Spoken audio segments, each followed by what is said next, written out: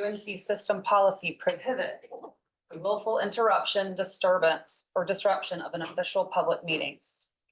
Further, North Carolina law provides that it is a Class 2 misdemeanor for any person to refuse to leave an official meeting upon being directed to do so.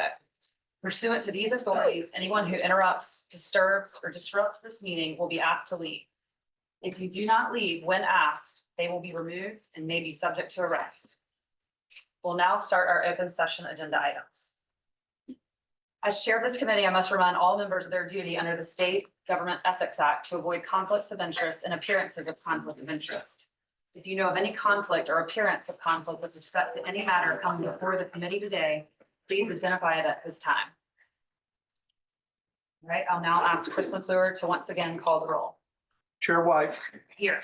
Vice Chair Valentine. Here. Mr. Blaine. Here. Mr. Bryan. Here. Mr. Kalapa. Here. Mr. Codis. Here. Mr. Meekins. Here. Mr. Patel. Here. Mr. Pryor. Here. Ms. Taylor. Here. Madam Chair, you have a quorum. Thank you. Our first item of business is to review and approve the open and closed session minutes of the January 22nd, 2025 meeting.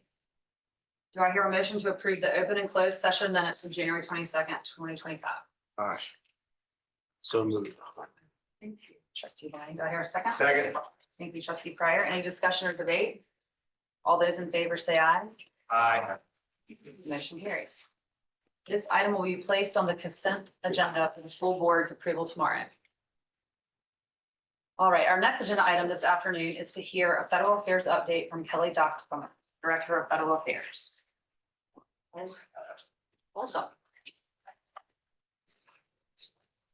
What's your walk-up song? You know, I was thinking about that today. I was like, I don't know. We'll have to have that over other veterans. Okay, good afternoon. Thank you again for the opportunity to provide an update on the fast-moving federal landscape and how it is impacting the Carolina community.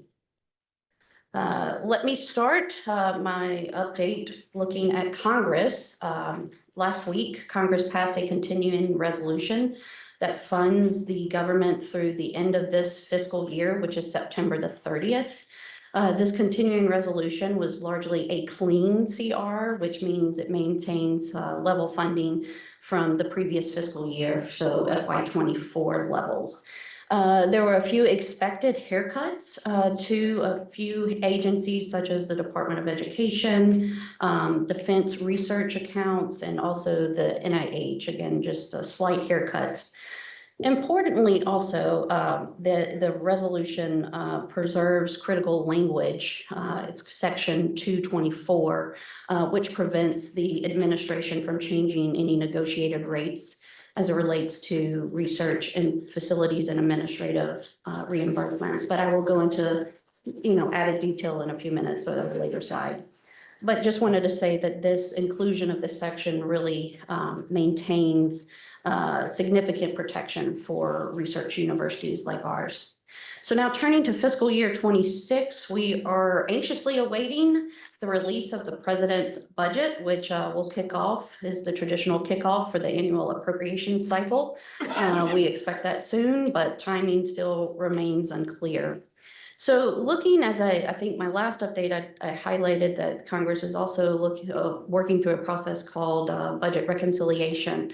And as a reminder, budget reconciliation really is just a unique process that Congress uses to allow changes to certain tax spending and the debt limit for the Senate to pass with a simple majority opposed rather than their usual 60-vote threshold.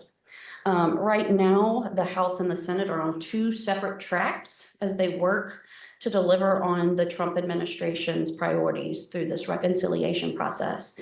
So you may have seen in the news, the House and leadership is pursuing a single bill approach, packaging everything together in one large piece of legislation, while the Senate is exploring a two-bill strategy, and so splitting up priorities, to have more flexibility to navigate the narrow margins and procedural hurdles that may appear. So each chamber for reconciliation, and they're trying to balance obviously competing political dynamics and priorities. But again, the ultimate goal there is the same, to advance President Trump's domestic agenda. So this is something my office will continue. We've been monitoring, engaging on, and we understand that there are currently several higher education related provisions, also provisions related to charitable giving that are being discussed. So we continue to have conversations with folks on Capitol Hill. So now switching to the executive branch, I wanted to start off by saying the president's cabinet is now officially all confirmed. So the Senate worked hard, got all the cabinet officials confirmed, and attention is now turning over to filling other top roles with key agencies and executive branch officials. So we have the NIH director, CDC, obviously, as I mentioned, other folks within the White House and the executive branch. But as a part of this, I just wanted to flag a few notable appointments with the that have North Carolina ties. And so you'll see their names listed on the screen. Recently confirmed Secretary of the Army, Daniel Driscoll. He is an alum, received his undergrad here from UNC-Chapel Hill. His law degree from Yale, I believe he was a classmate of Vice President Vance. And so glad to have a Tar Heel there serving in this very important role. Then we have another Olivia Trustee. She is an undergrad, actually was a student athlete here, a gymnast at Carolina. I got to know Olivia first when she was working for Senator Roger Wicker from Mississippi, who was then ranking member of the Senate Commerce Committee. And so Olivia has been appointed to be FCC commissioner. She's still awaiting to go through, Senate confirmation process there. And then a name very familiar to all of us here in this room, former Congressman Dan Bishop, double Tar Heel. He has been appointed to be Deputy Director of the OMB. And then the new Secretary of Education, Linda McMahon, while she is not a UNC-Chapel Hill alum, she is an alum of ECU and has strong North Carolina ties. So again, these individuals obviously have strong connections to us, and we continue to see this as an opportunity for further engagement at the national level. So now I just wanted to highlight a few of the recent, why does this not work? There we go. Oh goodness, how do I go back? There. Mark, can you help me? This is very complicated. Down and to the left. Okay. All right, so now I just want to highlight I emphasize a few executive actions that have recently, been announced, and those that directly impact. Why is there having back feet? Like, is it because I'm holding this right here? No, I just hear like buzzing, sorry. Actions that have impacted our campus and the broader research community. And so you'll see at the top, second week in the Trump administration on January the 27th, OMB issued a memorandum titled M2513, freezing all freezing funding so that they could review compliance with recent executive orders. And so this funding freeze impacted several agencies such as NIH, HHS, Department of Education, but it was quickly rescinded by the department. Then early in February, the National Institutes of Health, as a reminder, our largest federal funder to this campus, announced a sudden cap on facilities and administrative reimbursements, F&A for short, at 15% for certain grants. And a move that would have very detrimental impacts here to our campus and to research institutions across the state. But I know you'll be hearing from Vice Chancellor Penny Gordon-Larson, who will go into more detail, and then Vice Chancellor Knuffman. 3 lawsuits were quickly filed. A temporary restraining order was issued February the 10th as it relates to this notice from NIH. And then on March the 12th, a federal judge issued a nationwide preliminary injunction halting the NIH's implementation of that. So that's where things currently stand. And then looking at the Department of Education, recently on March 11th, Secretary McMahon announced a reduction in force, affecting nearly 50% of the workforce within the department. And that is scheduled to go into effect this Friday, the 21st. So on the engagement front, we continue to be very proactive with our North Carolina delegation. And I just want to say I'm extremely grateful for the strong support and leadership that we have, especially with Chancellor Roberts and Vice Chancellor Penny Gordon Larson for joining me in multiple meetings, conversations with congressional members and staff over the last few weeks. And many in this room have heard me say this before, during times like this, you can see dynamic times like this. You can see challenges or you can see opportunities. And we see opportunities here, again, to remind our federal partners of the incredible impact that UNC-Chapel Hill has, not just here in North Carolina, but nationwide. This is understanding that there's always a season of refinement. You need to pop that hood and you need to take a look and see what's working and what's not.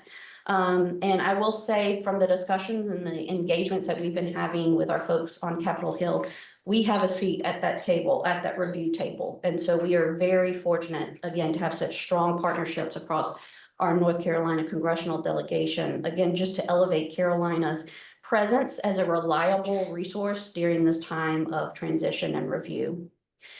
So on this screen, I just wanted to share, it's probably hard to see, but happy to provide you all via email copies of this, examples of some documents that my team working very closely with UNC Research Communications.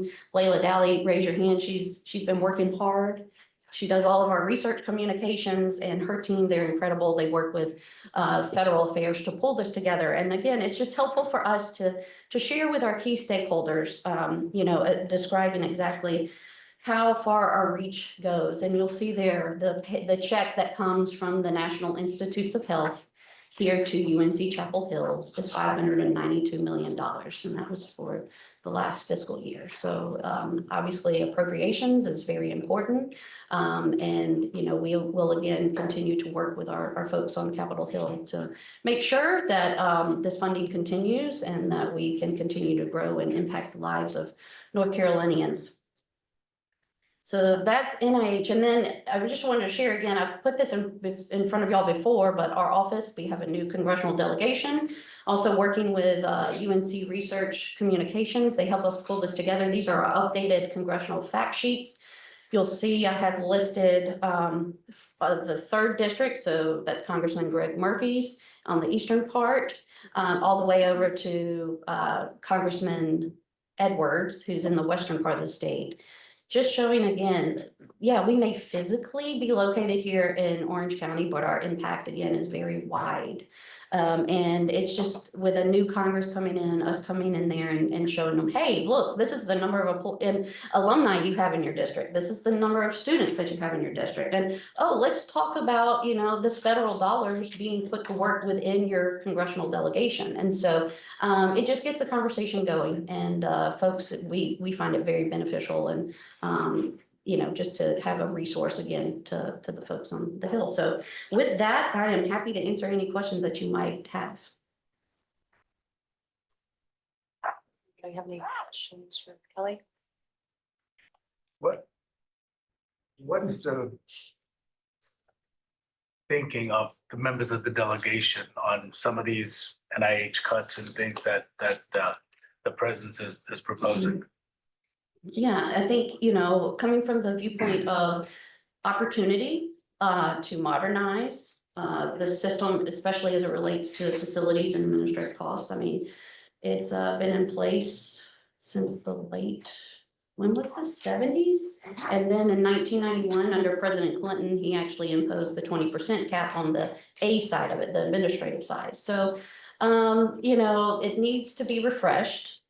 And we, as a public institution, I feel like we have such a strong story and compelling story to share about how these funds trickle down and come here. They don't stay here, and how that money flows out and is dispersed equally amongst other institutions in the state.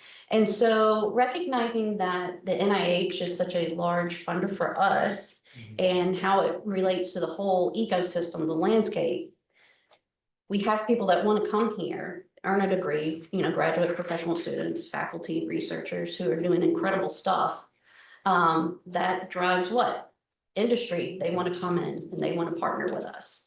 And so then it just becomes this whole, pipeline again, that we have high paying jobs, we have folks here. And so they are very aware of the impact, the positive impact that this funding has on the state of North Carolina. And they want us to continue to work with them to refine the process here. Yeah, the reason I was asking is just, I'll be up there 3 times in the next 2 months. Oh, I'll put you to work. You want to Yeah, go with me? and I'm actually with different industries, but I am up there. And we'll probably see the entire North Carolina delegation. Yeah. Over that time period. So whatever talking points that you have, I mean, I think, and other folks in the room too, that we can just to, further emphasize what you're doing or what the chancellor's doing or anybody else is doing, hearing it from us, just constituents, for lack of a better word, also carries a lot of weight.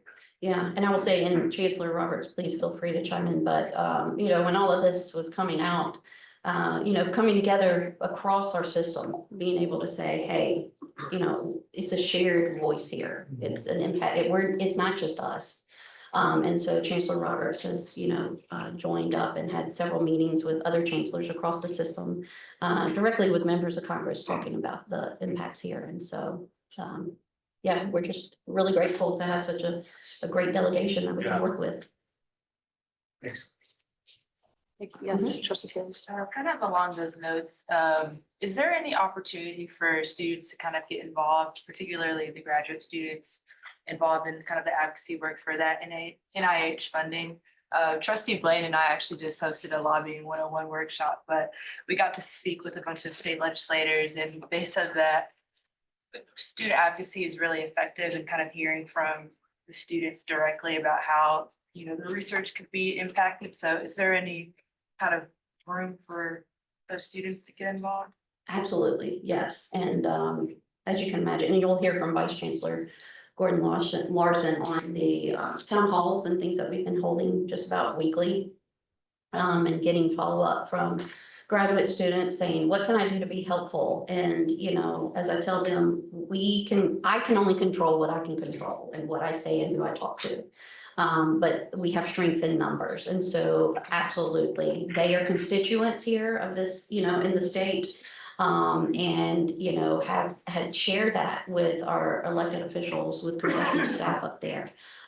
In past, like in 2017, when we had the tax reform bill and there were some, negative provisions that would really impact our graduate and professional students, that's where I called on them and I said, hey, I need your voices to be going there as private citizens, just again, educating them on the work that you're doing, why it's important and how it contributes to this whole ecosystem. So yeah, absolutely.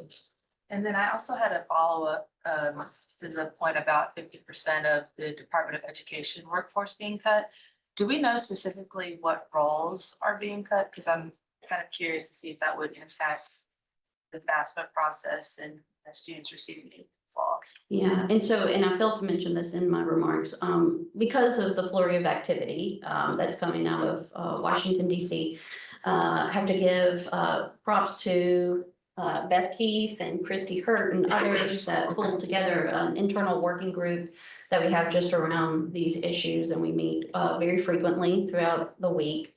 Jackie Copeland, who's with our Student Aid and Scholarship Office, is also a participant of those calls. And so it's a great way for us to share timely updates, talk about, okay, can we figure out the impacts exactly as that relates here to our community. As I mentioned, the 50% reduction in force comes into effect this Friday. We know that I think a large chunk of that was the Office of Civil Rights. And we also know that there are several regional offices throughout the country that this will impact. We have and will continue to engage with our congressional offices to let them know, remind them, like if you see right there, the delivering affordable education, exactly how much money comes here to our students through the Department of Education. And that we want to make sure that that money stays there because it's really crucial. And so as of right now, things are just so fluid, it's moving. But this, I can promise you, we're following it very closely. Mm-hmm. Great. Anyone else have any other comments or questions? Thank you, Kelly. Okay, thank you. All right, our next item is a resolution trustee Codis is asking this board to support. As we're all aware, recent security issues have permeated our campus since August 2023, when a professor was shot and killed. A year later, protesters vandalized multiple academic buildings, including the ROTC, and removed the American flag. This cannot be tolerated. Everyone is a Tar Heel when a part of our campus, and therefore will be treated equally with respect and without discrimination. We are Carolina first. Upholding campus safety, compliance, and federal funding is an opportunity for the University of North Carolina at Chapel Hill to be a leader. I'd now like to call on trustee Codis to introduce his resolution, and thank you for your leadership and good work to protect our campus community. Thank you. Thank you, Chair White. We're here to reaffirm something fundamental today, that Chapel Hill is a place where students are going to learn, faculty teach, and staff work without fear of harassment or disruption. Yet various events show stronger actions needed to protect that foundation. We've seen law enforcement officers assaulted, faculty and staff harassed, buildings defaced, campus spaces blocked off, an operation shut down. Mob rule cannot replace law and order. We can't bow to that. So this resolution really falls into three groups. It enforces campus safety and the rule of law. Those who destroy property, threaten others, or engage in violence will face suspension, expulsion, or prosecution. Two, it balances free speech with order and security. Free speech is fundamental and is protected. Violence and lawlessness are not. Three, strengthening law enforcement and judicial accountability. We must close enforcement gaps, securing resources, holding repeat offenders accountable, and ensuring real consequences.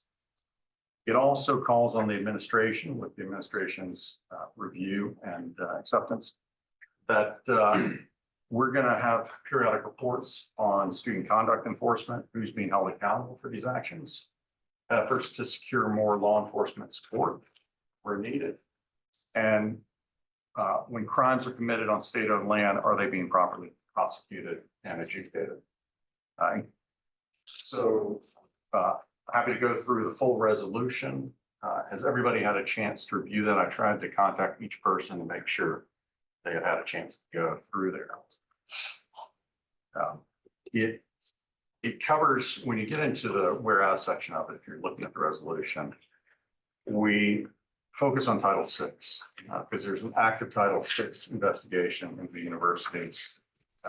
That's been a big subject. That's why it also mentions anti-Semitism in the resolution as well, because that's a significant complaint that's been addressed at the university. And we're reinforcing what we're already doing. If you look at Exhibit A, and again, this was with a lot of great work by our legal teams, specifically Carolyn Pratt and Andrew Tripp, to make sure that we're pointing out exactly what the law is and letting people understand these lines. I think sometimes people don't understand that line between free speech and violence. Free speech, holding up a sign, chanting, doing things like that. Violence is where you surround the provost car, beat on it, and open up the door, perhaps trying to get them, pull them out of the car. Well, it's a different level. And we're going to hold those lines very clear and enforce them. We're also going to make sure we enforce the mask law, which dates back to 1953 and was originally established for addressing KKK intimidation in North Carolina. The state has modified that law a couple of times and given us additional tools to deal with that, including requiring those who are wearing masks to produce identity. And if they're wearing mask or other sorts of means of concealing their identity, that is a violation of state law. So before we kind of get into it fully, I'd like to make sure we address any questions that anyone has, specific issues they'd like to review, maybe open it up from there, and then happy to go back and recap everything. Thank you, Trustee Curtis. Does anyone have any questions about the resolution? But I'm going over, it's uploaded and on board. Questions or concerns or both? Both. Either. First, as is typical for me, and as I've expressed on several occasions, any resolution, you had the right to bring this resolution up before the board, and I appreciate it. You also called me this morning and gave me an alert about the fact it was going to appear on our agenda. It had just been added to the agenda. And I did review it about 2 hours ago for the first time.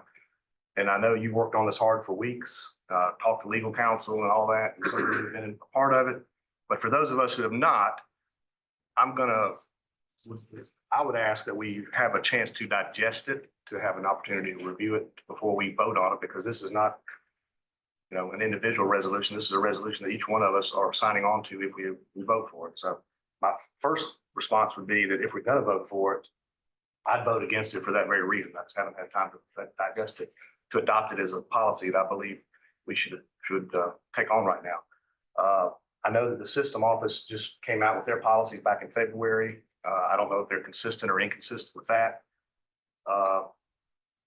Specifically, as far as the resolution itself, I just don't think it's necessary, because I think the law and the policy is already there. And we're kind of encroaching upon our law enforcement folks and our administration by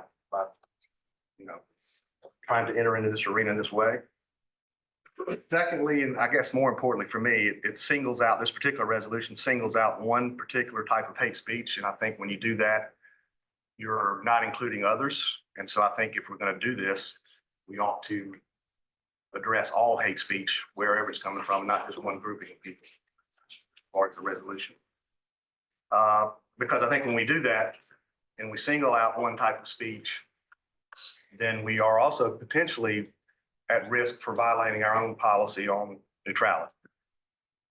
So just in a nutshell, having said all that, I think there's plenty of concerns and specific language in here that could cause us as a board angst that we don't need right now. I think the policies are already in effect. This resolution does nothing to add to any enforcement policies. It's just basically saying, here's how we think. And we can always express how we think whenever and however we want to. I just don't believe it should be in a resolution, and I'm not going to sign it or agree to it today. I might later with a few changes.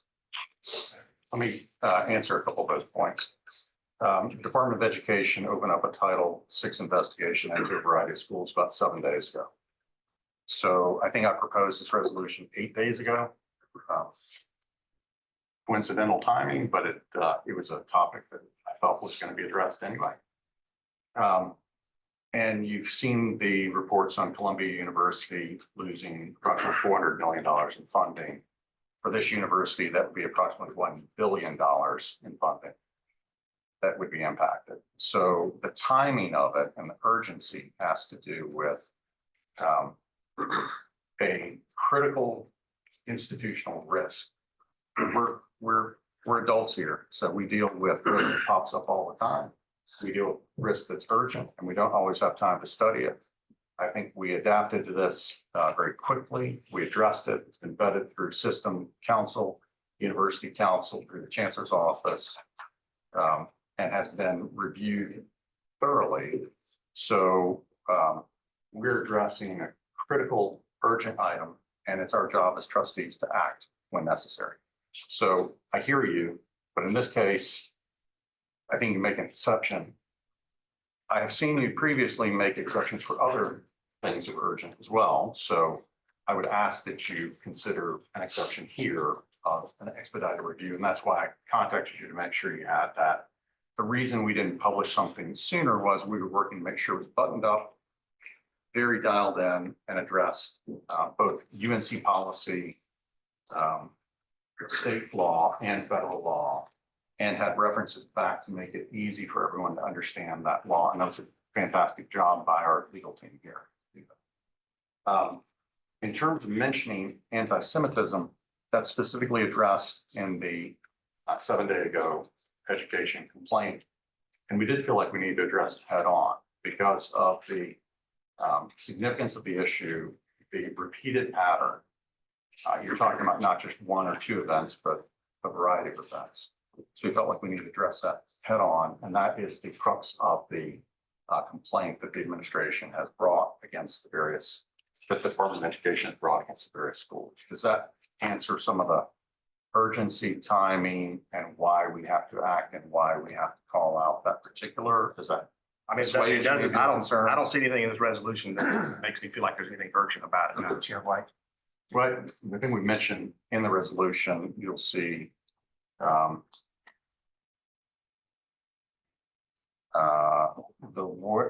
where, actually the second paragraph, whereas the recipient of roughly $1 billion in federal funds each year, and we have to comply with federal funding requirements. And also it mentions Title VI as well. So, And what about the system policy doesn't address this already? yeah, and it's not against speech, it's against actions outside of speech. Sure, no matter who the perpetrators are, no matter what the subject matter, that's what I'm saying. I think That's right. if we're gonna have a policy like this, we need to make it such that it's enforceable against all hate groups. It is enforceable against all. Well, and then when you specifically list one, then you're to some degree putting that one over. It's not others. to the exclusion of, it's not a only for, that's an example. The same way, when we list examples of violence, the fact that we mention one vandalism case doesn't mean we are not covering another one. Mr. Breyer, you have I appreciate your concerns, trustee Meekins. I know that you have worked very diligently to include everybody and their views on this up to now.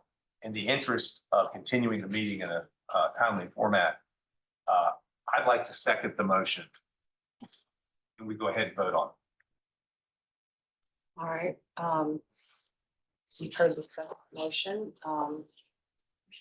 Any discussion or debate? I actually have a question. Sorry, Chairman. Is there any state or federal law, presidential directives that would say that we shall report to ICE rather than may? I think we have to comply with all laws for sure. Where ICE comes into play here, for instance, maybe we had the four national that committed the shooting against Dr. Ya and killed him. That was one instance that came up and we've had former cartel involvement as well on campus in, I think, 2017. But yes, I think that the I idea think is may when we is, use all resources. I'd available to rather the it say shall. So you'd like to change may to shall? I mean, I don't understand why we would not report them. And to say they may means that they may not. There's an option. Yeah. Well, we're not doing anything. It's the chancellor and the administration that would do those things. Well, if the chancellor wants to speak up and say they want it as may, then he has the right to do that. Well, I don't think we can and should put the onus and require the chancellor to do certain things outside of our life.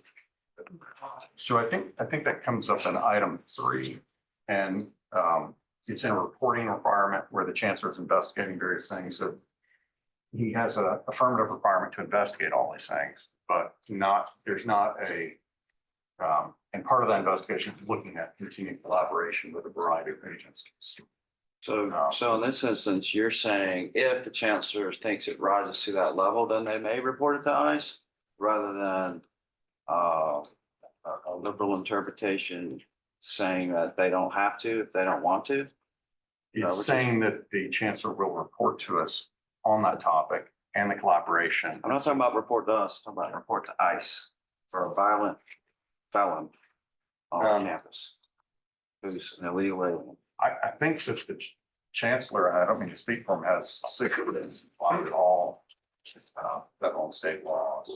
And that's also been the attitude of the chief of police as well. Again, I don't mean to speak for either one of them. Okay. But I think that what we're asking, this is setting a broad framework, and then we're asking for more specific details to come through chancellor's office, probably to be addressed in May. Along the way, not to be confused with May versus shall discussion. In May. I don't have a motion for an amendment, but I want you to pay particular attention to that and make sure that if they feel like they don't want to report to ICE, that's not good enough for me. And also, I think with new state laws, they may be required to anyway. So I would rather it say shall. And I think perhaps Carolyn could comment on the Exhibit A section that ties back to those requirements. We listed those further down.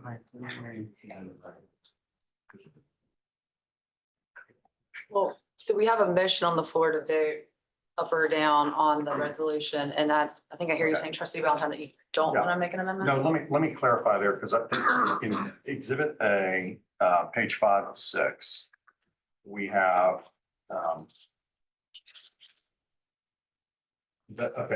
that's the one you're talking about, may be reported to ICE.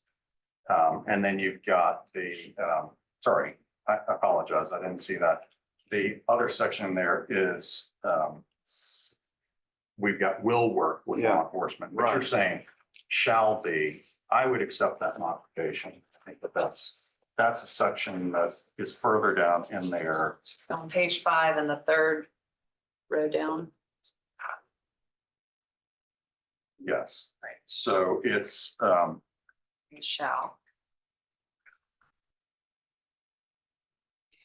I would be fine with that. If that's the will of the board to make that change, then I'm fine with that change. Trustee Ryan and Trustee. I was just gonna ask, does that language now reflect, I mean, I guess legal worked with you on mirroring these provisions to existing sections, Marty, is that? Yeah, and so that's going into the US code section. I didn't know if it mirrored, I wouldn't change it if it mirrors what the matching language is, not because I agree with what I Patrick said, think but that there's probably an affirmative requirement to do that. So just a little bit of background. This exhibit to the resolution is merely a recitation of things that trustee Coes wanted to state as principles, right? And then a matchup to state or federal or policy that supports that, right? So if you have specific questions about what the university's enforcement obligations are, that's a question for legal advice that we can address either offline or in closed session. But all this exhibit is doing is a demonstrative example of principles that exist that you will want to reaffirm and where the support for that comes in state or federal law or university policy. If you have questions about what those laws say or how the university interprets them, that's something the Office of University Counsel can help you with either online or in closed session. Okay, but Patrick, I'd be happy to modify that to the shall. If that. Well, that would make me, yes, that would satisfy me Because that's in because the appendix. I think it's critically important. I mean, we have a trustee that doesn't think this does anything. I mean, ICE is real and it should be. And we need to get these people deported. If they are here illegally and committing violent crimes here, they don't need to be here. And I don't want to have some subjective interpretation that they can or cannot or may not. To be fair, when I say that, I'm not saying it doesn't do anything. I'm saying that there's no That's policy. what you said. There's nothing in it that's not already here in our policy or in law. All we're doing is saying how we feel and what we like, and that's fine. Yes. Oh, no. I would accept that friendly amendment, modify that to say shall in page 5 of 6. It's the. Okay, I second that. If you're making that motion. Trustee Cotis. Second. It's the third paragraph down. That's what they're. Let me, and Trustee Taylor. Would you be able to talk a little bit more about the connection between protests, unlawful protests and the immigration and customs enforcement? For the, yes, I think the federal laws are discussing this right now. The federal dialogue is regarding pro-terrorist and supporting. And so I think the idea behind that, and this is just general big picture, is that if you're calling for terrorism on US soil, whether it's domestic or foreign terrorist, and supporting those activities, you are enabling terrorism to occur on US soil. I think that's different, and you can parse that from a discussion of what people think should happen in other countries and their views on that. But if you have calls for actual violence or inciting violence on US soil, I think that's that fine line. See, I think I'm having a little trouble understanding like terrorism and its relation to protests. And kind of like some specific incidents of that. Yeah, sure. So I think the specific example of surrounding Provost as he walked into his car and going out to surround his car there and trying to enter his car there's this line, I guess, whether it's violence or terrorism, and I guess that you could say crashing a plane into a building is property damage or murder, but then there's this line to terrorism, what's that next level? And it's the intent of it.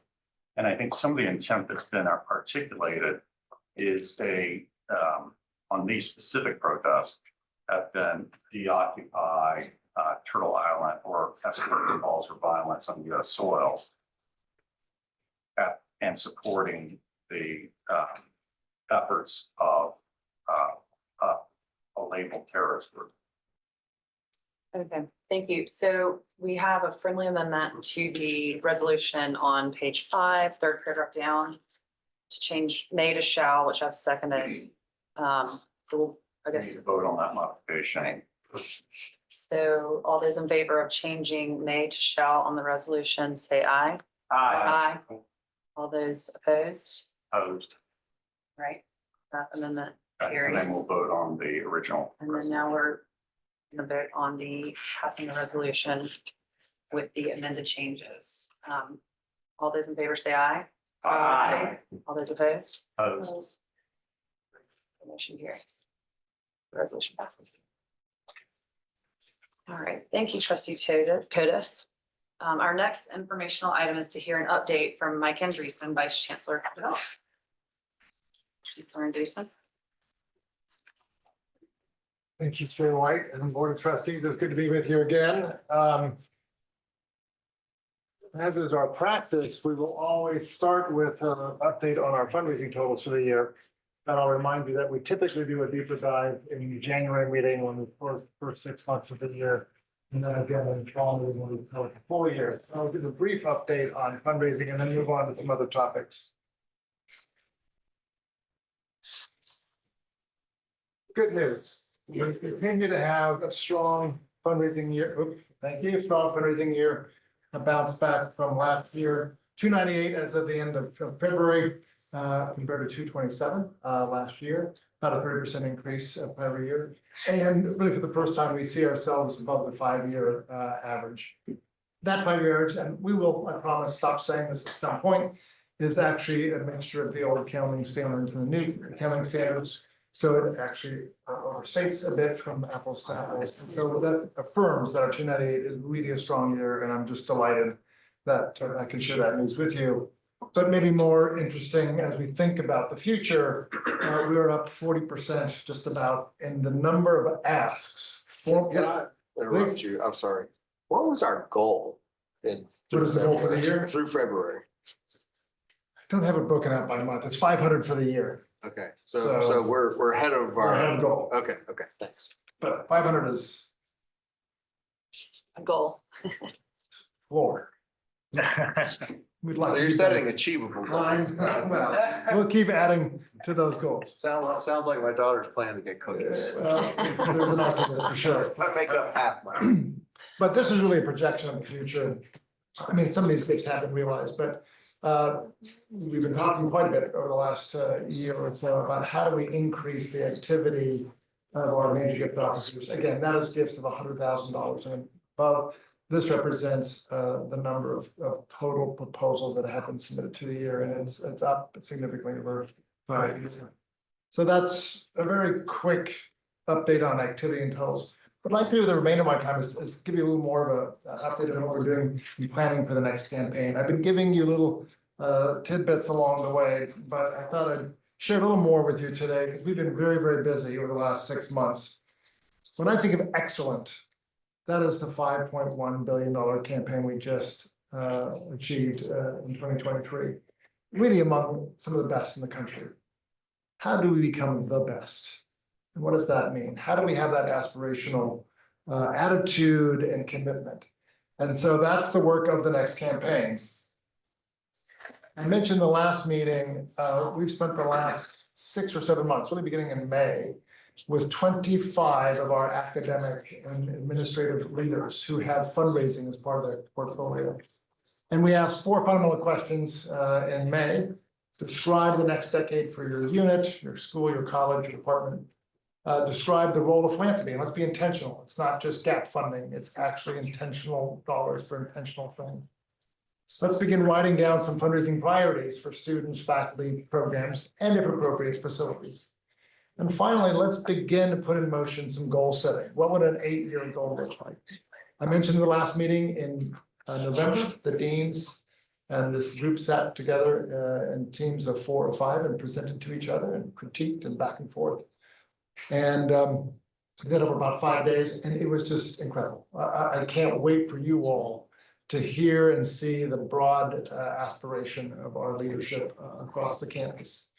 Last month, we had the same group come together in small groups to look at the technical side of these visions.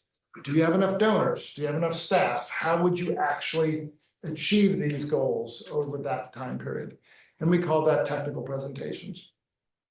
Later this spring, the last weekend in April and the first weekend in May, and thank you to Chris and the team, I think you now all have to save the dates on your calendar. We're going to ask this group of leaders to come back and present 26 over 4 days. Their the completed visioning document and aspirational document for the next campaign. This will be the foundation of the next campaign. This is how you build from the bottom up a multi-billion-dollar effort. And we're confident and frankly excited to see where there are common themes, where you sort of have a collective emergence of ideas that donors can respond to. Over the next year, year and a half, we'll then take that base of ideas and we'll work with the chancellor and the board from sort of a top down. What are some of the key objectives? I noted last board meeting, the chancellor outlined a series of topics that he'd like you all to address each month for each meeting. And so some of that visioning will be top down and then we'll bring that bottom up. Collectively, the campus will then inspire to lean into something more than the last campaign. Trustee Blaine, I will not give you a number. It just will be more like your daughter's homework. So we're excited about that, but stay tuned. There's a lot more detail to be shared there. So how do we think about that aspiration? We've engaged one of the leading consulting firms, GG&A, which is recently acquired by Huron. They've done a year-long study and are continuing to now work with us with deeper dives into that study.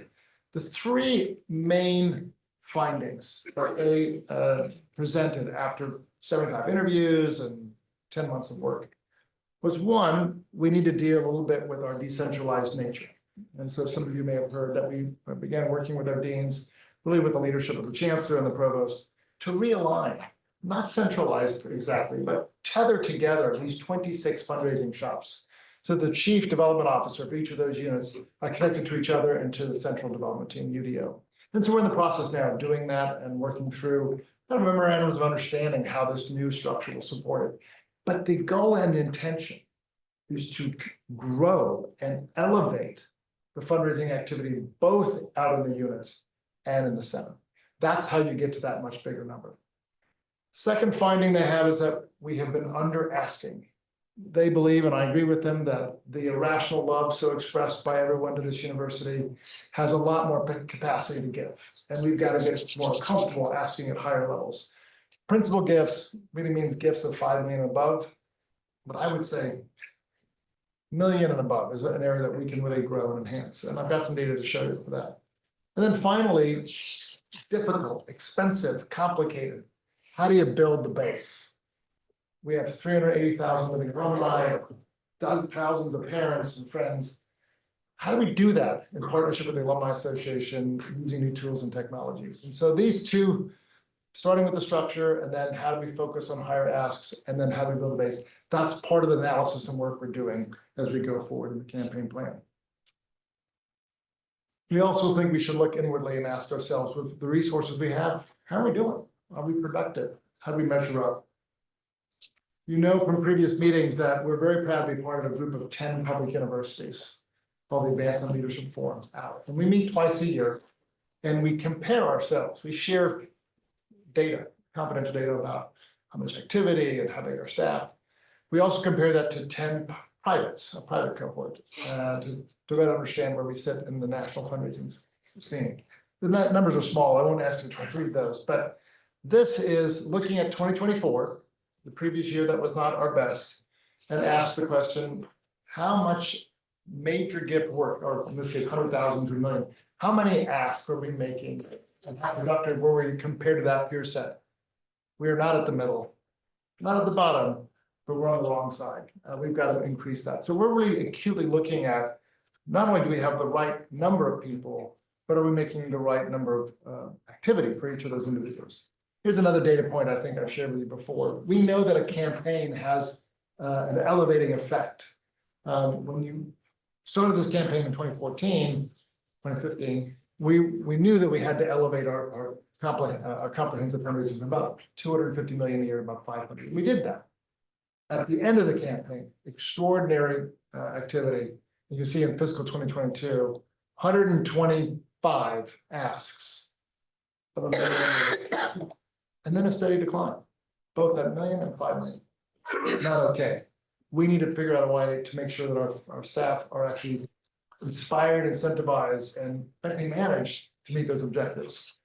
Some of our colleagues, both in UNC Central, Chapel is here, spent much of last year setting new metrics that every fundraiser knows. What are the objectives that you're going to be measuring against in terms of visits, asks, dollars raised? And this is the first year we'll use those metrics, and we're just going to go. Yeah. Mike, do we have the data that we need to effectively determine the who and the how much we want to go out and ask for? Yes and no. We've got really good basic biographical data. In fact, better than most. We know folks like to stay connected, so we kind of know where you live and where you work. Yeah. Increasingly, we know what you're interested in, largely by the way that you've given, but we haven't really asked you. Is the only reason you give to one unit is because that's all you care about? Or we never bothered to ask if you care about that unit. So part of what we have to do is a better job. Where we're really falling down is gathering information based on digital technology, social media.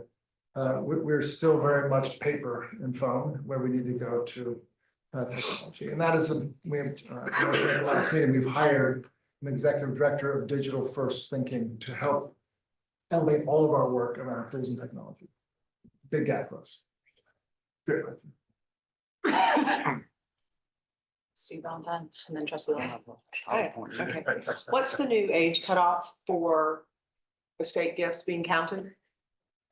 So the national standard, which is the campaign update, the totals is 65. But I want to be careful with that because I don't think someone who's under the age of 65, and by the way, 65 during the life of the campaign, so really sort of 57, 50. Oh, okay. You have to sort of hit that mark during the campaign. Depends when the campaign starts and when it ends and those kinds of things. A lot of debate about this, both here and across the country. We were at 50 in the last campaign. Most were at 60, and we all elevated to 65. It was a collective decision by about 50 universities that established this new accounting standard. I think if someone makes that commitment at any, it's an extraordinary act of generosity. Exactly. So they're in our society. We want to thank them in every way. We want to honor them every year. We want to continue to engage them because we know that there's giving they can do now as well as maybe even added to that estate. But for the purpose of just comparison, we want to try to standardize, and that's really what the new standing was all about. So we have to do a better job of explaining what Okay, changed. thanks. Trustee Valentine. Okay, I'll move on to something else. The basis for the recommendations that the consultants made is that they really are quite confident and they're quite bullish on our future. They think, in loose terms, we can go from about a $500 million a year shop to about $800 million shop across all these units. That's going to take time, and it's gonna take an investment. The question is, are we right size? And so this chart shows you that we're about 65 or so smaller than the cohort that we compare ourselves to. And so when we grow, first we have to figure out how to pay for it, but when we grow, we want to be intentional with that growth. And I'll show you a couple slides about that. The other thing that was interesting. Size for a second. Yeah. That feels really noisy. The last slide. Size of team. Seems really, I think that feels like a slide where there's potentially a lot of noise in the numbers. Carolina alumni are included in our FTE numbers. Is that right? Is the comparable group included in the peer numbers? There's no talk of tenure or seniority or development or gift dollars per FTE. If the recommendation is more people and more arms and legs, I mean, I'm sorry, like that can't be the basis of the recommendation alone. tons of data, happy to share with you Yeah, in detail. Yes, And- I think a lot more data. Happy to, and there's a couple more slides that'll kind of get to some of this, but absolutely right. And this is FTE. We can be much more precise on external facing folks, internal facing folks, those who might be doing, event planning, all of that, but we'll get that in a minute. But the other, just hold that thought, I'll get back to it. And I can show you a lot more line item if you want. And we actually have the individual data from each of the institutions. This is just for me. Another interesting thing about Carolina is that most of our peers are about 50% staff in the center and 50% out of the units. We're 2/3, 1/3, center. You said 50% what? 50% of the staff are embedded in the schools and colleges and 50% are in the center. We're 1/3 in the center and 2/3 in the. Not sure what we're gonna do about that, don't have a recommendation, but it is an interesting observation when you think about where you're gonna grow and what kind of services and expertise and skill set that we might need to expand. Carolina alumni, are they included in unit advanced? They're included in our number. And that reason is because our cohort include them, and most of them have the alumni association inside of the development operation. We're one of the few that has them completely separate. And I will say Veronica and I have been spending a lot of time talking about how we can jointly do programming together to make that number actually feel a little bit better than it does now. I think there are about 20 staff at the Carolina. We have some vacancies, but I think if we could. And I would imagine that was something that was the GGA very much supports and recommends. They do. Mike, are there other schools that also have the 2/3, 1/3? Do the 2/3, 1/3 do better on the whole than the 50/50, worse? It's all over the map. I mean, there's some schools where it's only central. That's another common model. But for those of us that are in this size, an R1, the size of student body, there's definitely a commitment. And frankly, in every university I've been at, we have grown the unit because we've seen an opportunity to work directly with that dean or that department. But we've not grown quite as decentralized as we have here. I would be surprised if we have a big recommendation to try to get 50/50, but we might ask ourselves why. And if there are gaps, how do we address the gaps? That's, or maybe if there's duplication. On the units at some level. Exactly, and there might actually be inefficiencies that some of this represents. So stay tuned, lots of more of this. This is relatively new data though. But to Malcolm's point, if you look at actual external fundraising people, not some of the internal work. Again, we're still small, you can see this, but we're particularly small at that higher level ask and that major gift. And that would maybe support the data we just saw, right? Which is, we're doing a lot of stuff, but we're not at that higher end. In fact, we're actually doing pretty well in our corporate foundation relations, where we're larger than most. And on the front line giving away at the end. So this is gonna be an interesting question. I want to get the point. We have not yet determined what the budget model for growth actually is. That's gonna be an interesting and difficult conversation because there's limited ways to grow the budget. I'm not really here to get into that. I'm happy to take a question about it. But when we figure out what the growth model would look like, we want to be intentional with this kind of data to say where we're gonna deploy that resource. Yeah, please. I think as important as the slides is continuity of relationship, number of years. I think with new leadership in the chancellor's office and your office, understanding what conversations were happening in the former campaign and what people had signaled as to their readiness to give again versus if they stretched in that campaign and it really we need to be much more sensitive. So I really care deeply about the tenure and the length of service of the people who are in your most senior positions. If we're taking, because you can't just add bodies and then make that $5 million ask, as you well know, and being very, very sensitive to those largest donors and what they've signaled. And I just had the conversation with David Greer at Moorhead Kane, who's been here forever and is able to have those conversations from moment one. If gifts are given now, do they count towards the new campaign? How is that working as well? Couldn't agree with you more. And I actually have another point I might just take a moment to articulate. One of my good friends and colleagues is David Lively at Northwestern. He's really one of the smartest people who does this. A few years ago, we asked this question.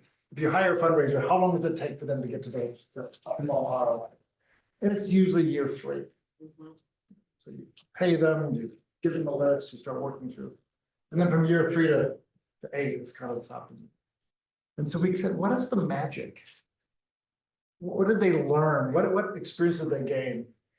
And we actually thought it might be something different. It's exactly your point. It's really about trust with the donor.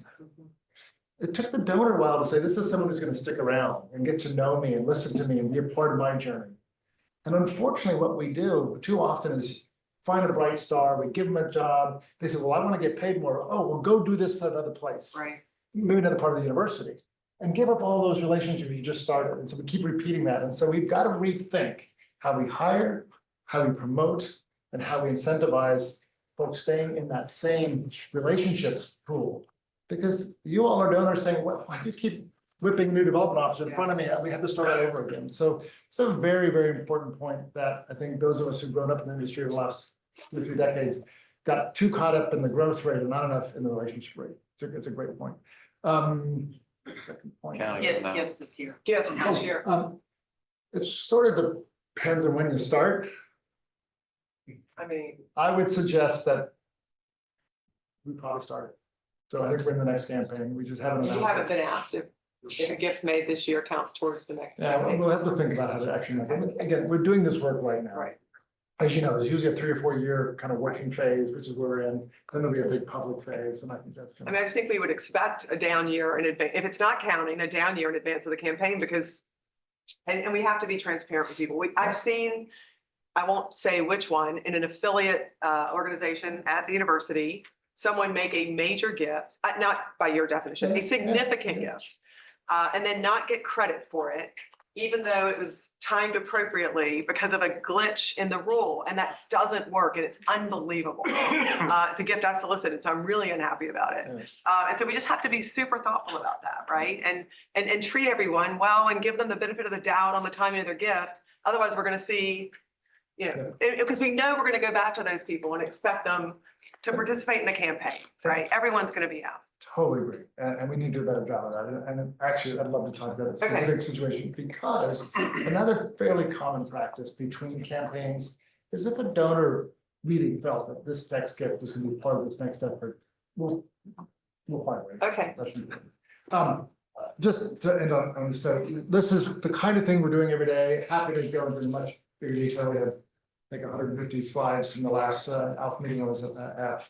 But it was really informative. And I was Jeff Hill, who's really mastermind from one of the mechanical campaign, has that data, and this past meeting, Chantel was able to come down. So it's a really great group to be a part and actually hold ourselves and benchmark ourselves against that group. I know we should keep going, but we're mindful of time. I would like to end what something we've now started doing at each meeting is to highlight 2 gifts that I think are just effective and reflective of the work that we do. And so with that, I'm going to ask my colleague Lizzie and talk about the first gift, and then Chantel will follow with the second gift. All right. Good luck with it. Oh, that's a nice picture. Hi, everybody. Lizzie Cozart. I am on our regional team within the University Development Office. I cover Western North Carolina. I joined Carolina Development in 2010. Been here for a long time. I think I have the best job in the world. Get to be a bridge between Western North Carolina and the university. It's just such a privilege. This is a wonderful gift from a really great couple who live in Highlands full time. They're excited to actually host a big celebration this summer at their amazing house featuring the chancellor. So we'll get to work on that, but they've just made a $5 million all cash gift to establish a new professorship in melanoma in honor of John's father, who was a dermatologist, who passed away from a melanoma back in the 70s. And they really love Carolina. They are making this gift probably first of many principal gifts that they'll make to Carolina. And they're very excited to get started on their philanthropic journey with the university. Any questions? They're great people, I know. Aren't they? They're wonderful. Oh, yes, Rich, yes, they've said that they've gotten to be friends with you. They're amazing. That's it. And leave me to figure out how to put this forward. Oh, that was easy enough. Hi, everyone. I'm Chantel Grumhouse. I've been here for my 17th year at Carolina in development. Worked in the College of Arts and Sciences and also the Keenan Flagler Business School with Rich and others, and now serve on Mike's leadership team. So I am here to talk with you about the Wood Family Scholarship Program. Leonard and Carla Wood have been involved with the university for many years. They actually have a third generation Tar Heel here on campus right now, their granddaughter. And they started the Wood Family Scholarship Program 10 years ago. So we're actually celebrating 10 years this year.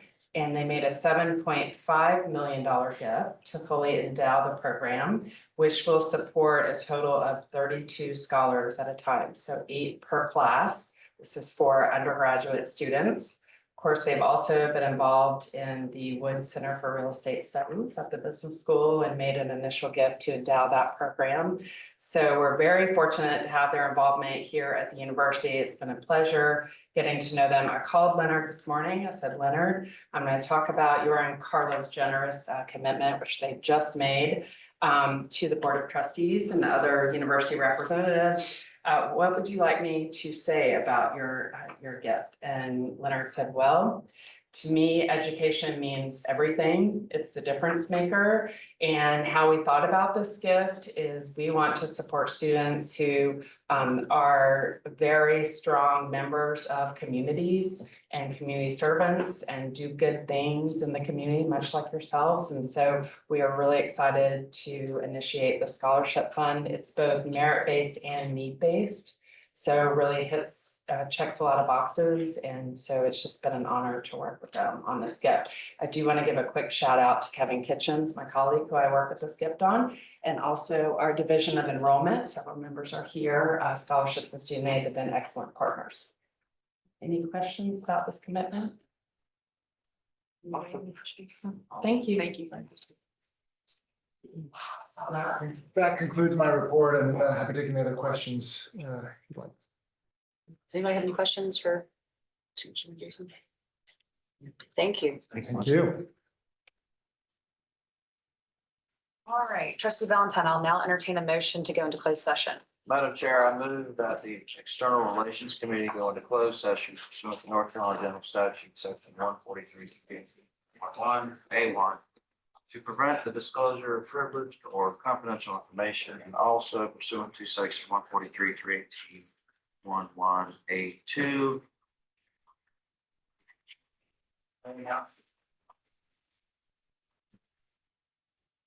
Seven and 9. You've heard the motion. Do I have a second? Second. Any discussion or debate? All those in favor say aye. Aye. The motion carries. We'll now go into closed session. Good afternoon, everyone, and welcome to the March meeting of the University Affairs Committee. As chair of this committee, I must remind all members of their duty under the State Government Ethics Act to avoid conflicts of interest and appearances of conflicts of interest. If you know of any conflict or appearance of conflict with respect to any matter coming before the committee today, please identify it at this time. Seeing none, hearing none, I'll ask Chris McClure to please call the roll. Chair Jones, Here. Vice Chair Lloyd, Here. Mr. Allison. Here. Valentine. Here. Mr. Bryan. Mr. Palapa. Here. Tell. Here. Mr. Pryor. Here. Ms. Taylor. Mr. Carter. Here. Here, we have 4. Thank you. Our first item of business is to review and approve the open and closed session minutes of the January 22nd, 2025 meeting. Do I hear a motion to approve the open and closed session minutes of January 2020? Second. Any discussion or debate? Hearing none, seeing none. All in favor, please say aye. Aye. Any opposed? Seeing none, motion carries. Our next item of business is to review and approve a request to establish the Winston Center for Technology and the Developing Mind. Provost Chris Clemens is here to present this item. Thank you, Trustee Jones. The Winston Center has existed for some time. The folks who operate the center and the donors, and also the Vice Chancellor for Research agreed that it needed to be elevated to be a pan-campus center, falling under the Centers and Institutes policies. We brought you the permission to plan for your review at the last trustees meeting in January. That was informational. This requires a vote. This is our request based on the recommendation of the Center and Institute Review Committee to elevate this to be a pan-campus center reporting to the Vice Chancellor for Research. You have the materials. If there are questions, I'm happy to answer. Are there any questions for Provost Clemens? How does it work? When there's an elevation, is there also elevated funding that's needed? Often the pan-campus centers will receive favored treatment with respect to funding. In this case, I don't think there's any guarantee of that, but it is better for a center in terms of receiving funding to be a. With this elevation, is it creating an unfunded obligation? Oh, right. No, it doesn't create the obligation that's not funded. So the center is funded. I think some of the part of the review is to convince the Center and Institute Committee and me that it is not going to be, a drain on funds, or that it has some, that it doesn't immediately need something we don't have. Yep. It will need things, and sometimes it won't have them, but right now it seems secure. Any other questions, Trustee Pettis? Speak in support of this, because I think it's one of the most critical items you're dealing with for all. Our funds and backward study of this on young people. It's critical. So I think it's the most important thing for this. I remember their presentation. Any other comments or questions for the provost? Hearing none, seeing none, may I get a motion to approve the request? So moved. May I get a second? Second. Any further discussion or debate? All in favor, please say aye. Aye. Any opposed? The motion carries. Our next item is to review and approve the university's report to the UNC Board of Governors identifying waivers granted for undergraduate degree programs requiring more than 120 semester credit hours. Provost Clemens. Yes, this is an item you don't see very often. I think last maybe 2018 or 19. There was a change in policy to have all of our undergraduate degree programs be 120 hours or fewer. For some programs, waivers were granted. We had at that time 12 such programs. We have not approved any new programs over 120 hours, and we've reduced the hours in all but really 3 of those. There are 4 right now that are active. One of them is seeking approval to reduce the hours and instructions, so that one will fall below. So what you're approving here are 3 degree programs that have more than 120 hours in the degree program, down from 12 before. These last 3 are going to be very difficult to reduce without changes to the gen ed curriculum, or in 2 cases, it's the amount of material required to get people certified in the profession, that we can't remove instruction in some of these. They're listed in the materials, the 3 programs. One of the biomedical engineering programs tend to have a lot of extra hours, a lot of, just to remain accredited. The others are clinical laboratory science and radiologic science. Thank you. Any questions, Trustee Cotis? So the joint program, that's the one that's triggering over to do the gen ed requirement 35 hours. Would there be a way to have a reduced gen ed requirement for a joint program with another school? Because they'll have their own gen ed requirements as well. And I think I read in here that they're both tied, so even if they got their number under hundred and twenty, unless we do it, still, you gotta skew it. So can we reduce our gen ed requirement for a joint program? What we could do, and we have it because we only have this one engineering program, is have a smaller gen ed requirements for engineering. This is what NC State does. NC State's gen ed requirements for engineers have fewer hours than our gen ed. We only have one gen ed curriculum. I think if we're going to pursue engineering beyond this, we should think about an alternative curriculum or curtailed size curriculum. Because the number of hours in that gen ed curriculum will put multiple engineering programs over the limit. I think that's something we should do. Makes a lot of sense because then it counts us for engineering. Yeah, I can ask questions of the accreditor and Lynn Wilbur and how that works and what the options are. And get back to you on a plan. Well, presumably if it's SACs, it's also covering NC State now, and if they've got a lower gen ed requirement than we did, we should be consistent with their engineering program. Right, I don't know for sure. Someone in the discussion of this in our working groups around applied sciences and engineering relate that they only have 15 hours in their gen ed curriculum for engineers, but I haven't confirmed that.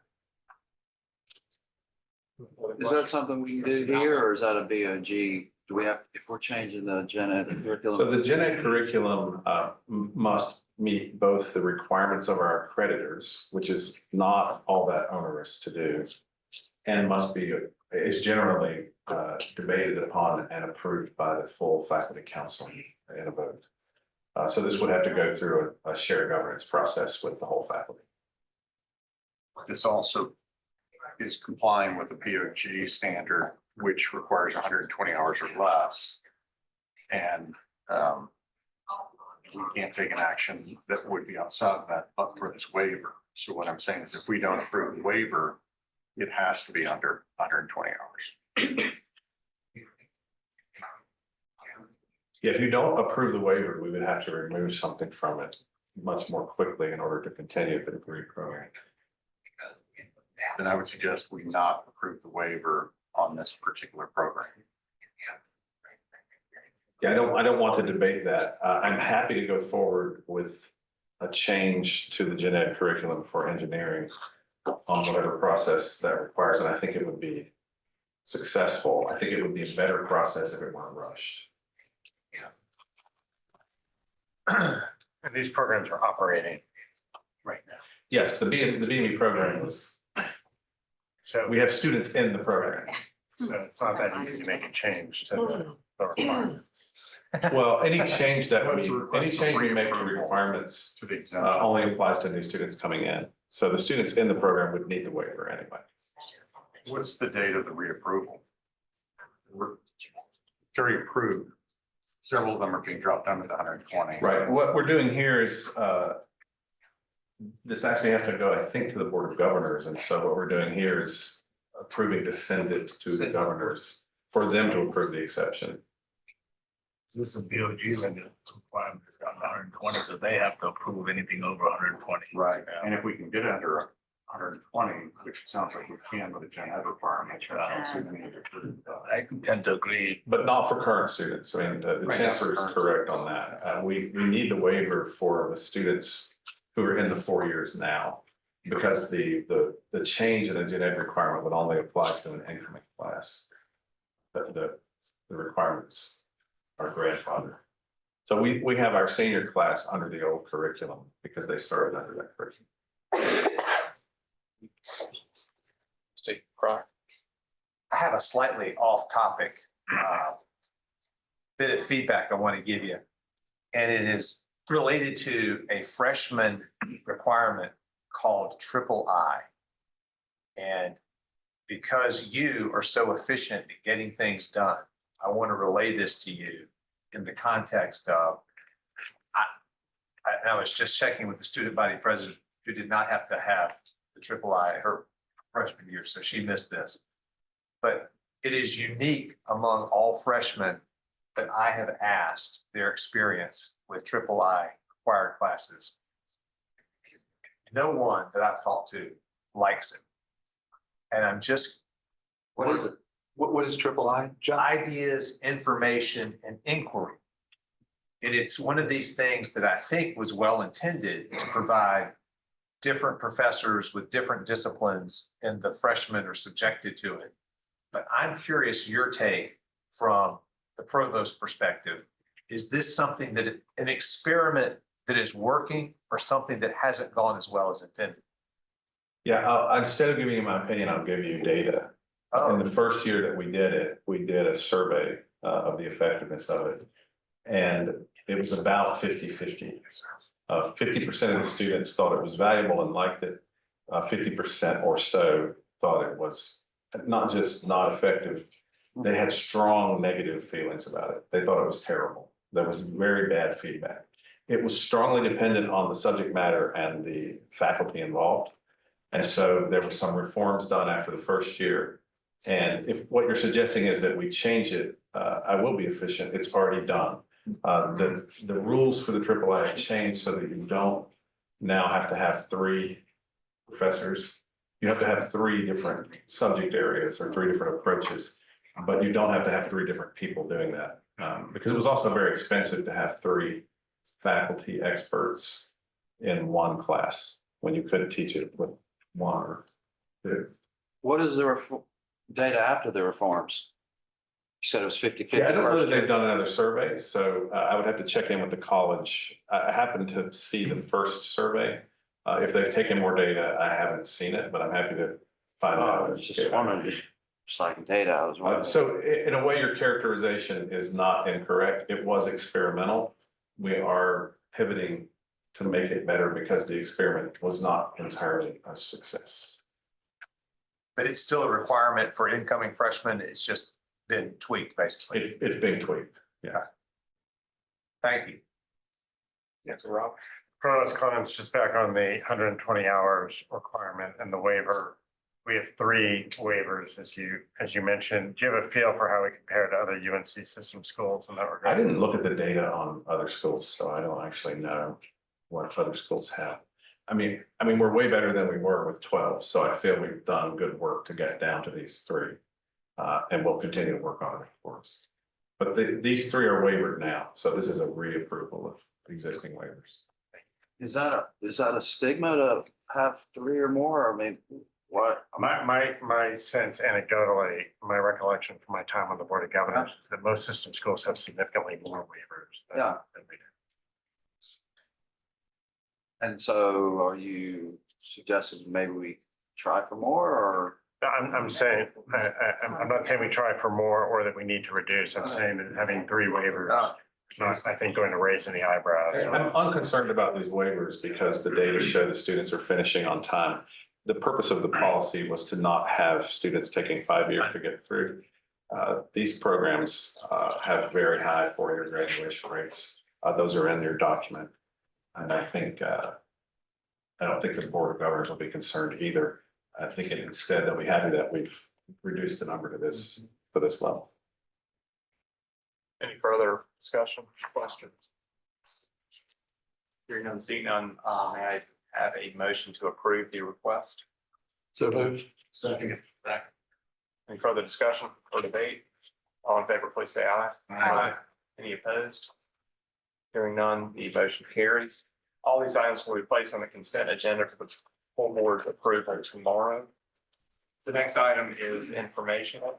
And we're going to hear from Dr. Penny Gordon Morrison, W. R. Keenan, Senior Distinguished Professor and Nutrition Vice Chancellor for Research, and Dr. Jeffrey S. Stringer, Pearson Distinguished Professor of Obstetrics and Gynecology Director of UNC Global Women's Health on Empowering Research Excellence. Dr. Larson. Thank you, Chair Jones. Good to see you again. Yeah, good to see you. I have slides. And I guess, but before I begin, I do want to thank many of you I've had conversations with about the current situation around research. And the words of wisdom and offers to help have been really appreciated. So I'm hoping to give you some information today that will be helpful in having those further conversations. And then Dr. Stringer is going to give you a talk, a more exciting talk that has some actual research, very exciting research. So, you know, the research at Carolina is really extraordinary. And last year we saw an incredible rise to become the #1 research university in North Carolina and 7th ranked university in the nation and the 9th for research expenditures. So really incredible achievement that we have here. And that research is largely funded 75% by the NIH. So our total 1.5 billion in research expenditures is responsible for 62% of what UNC system brings in for research. And the NIH is particularly important for us. You know, we're incredibly strong at biomedical sciences. And that's just an area where we've had a lot of really significant impacts. So the impacts that we have, in addition to the science, research is really important to the state's economy. So our research funds over 14,000 North Carolina employees, over $2 billion in salaries, over 310 North Carolina businesses that have come out of our research. And then our significant undergraduate student and graduate and professional student bodies as well. And so the research, the impacts that we have, life-saving cures, really transformative changes to improve the livelihoods of people in North Carolina and beyond, are just extraordinary. And then the engagement of students in that research helps train and prepare them for the future and really gives them an edge up in the competition as they leave the university and compete. And the fact that all of our undergrads are required to participate in research is really a major driver in that kind of experience. So where we are now with our federal landscape, and you heard an excellent presentation this morning from Kelly Dockham on a high level of what's going on with the federal landscape. But we have basically 3 different things that are happening at the federal level that impact on our research. So first are the executive orders, and this is actually a bit dated of a report here that 17 of the 70 current executive orders have a very high level of impact potential on research. And, you know, as time goes on and we see more executive orders, there's a potential for more of those to impact on research. The Federal Register is where the meetings have to be posted for public. So there have been some real significant disruptions to the NIH research grant process because they can't post the meetings to review grants and they can't post the meetings to make funding decisions on grants that have already gone through the gauntlet of that review process. And the NIH, for those of you who are unfamiliar with it, is one of the most esteemed bodies in making scientific determinations on the quality and rigor of science that it funds. So we're the envy of countries all over the world because we have this incredible peer review process. So, you know, very small number of grants get funded, and those grants that are deemed to be fundable have been held up because of the inability of the councils to have the meetings where they decide to move forward with those grants that have already been reviewed. So that's creating a bit of a backlog that we haven't really felt yet, but we will feel until that opens up. And then the proposed NIH rate cap on the reimbursement, the F&A indirects that you've heard a lot about. So the proposed 15% cap has been on hold because of a nationwide injunction. And for now, we are operating under our current negotiated rate of 55%. And I'm going to talk a little bit about, just get into the weeds a little bit about the F&A because I think it's important. I'm actually on a crusade to make sure people understand this in the public domain, because the more people understand this, the more I think it will be helpful in landing in a place that is rational and related to what we need to support with those dollars. So here's the impact that we've seen on our campus. Right now, we've seen, in terms of termination, 23 projects that had 23.4 million in funds remaining. The big bulk of that is from one, global health, program that was run out of the Carolina Population Center. There have been 5 stop work orders that have 388,000 in remaining funds. And then if we look at where we are now, February 1st to this time last year, we're 19 million short. So we don't know, we can't guess what will come our way. And we're waiting and preparing and planning as best as we can to face whatever comes our way. So the F&A reimbursement, these are real research costs. There's a lot of confusion about what those are. It's a reimbursement to money that the university puts forward to support the research that we undertake here. And they're really essential costs. And so it's the sophisticated research buildings and technical personnel who support the research. And the really vast, and I'll talk a little bit more about this, regulatory and compliance frame that we have to comply with in order to be recipients of federal funds. And so these funds are really important in supporting that research ecosystem. So this is an example I give of the direct and indirect costs. And the reason that I give this example is because the indirect costs are things that are this is basically on the direct costs on the left are the, how you actually get the research done, and on the right, the support for the facilities and administration. You can see on the right, there's a lot of things on the right that you'd rather not do when you have a car, but if you want to have a car, you have to do them. And so these are requirements. And so that's how to interpret those indirect costs.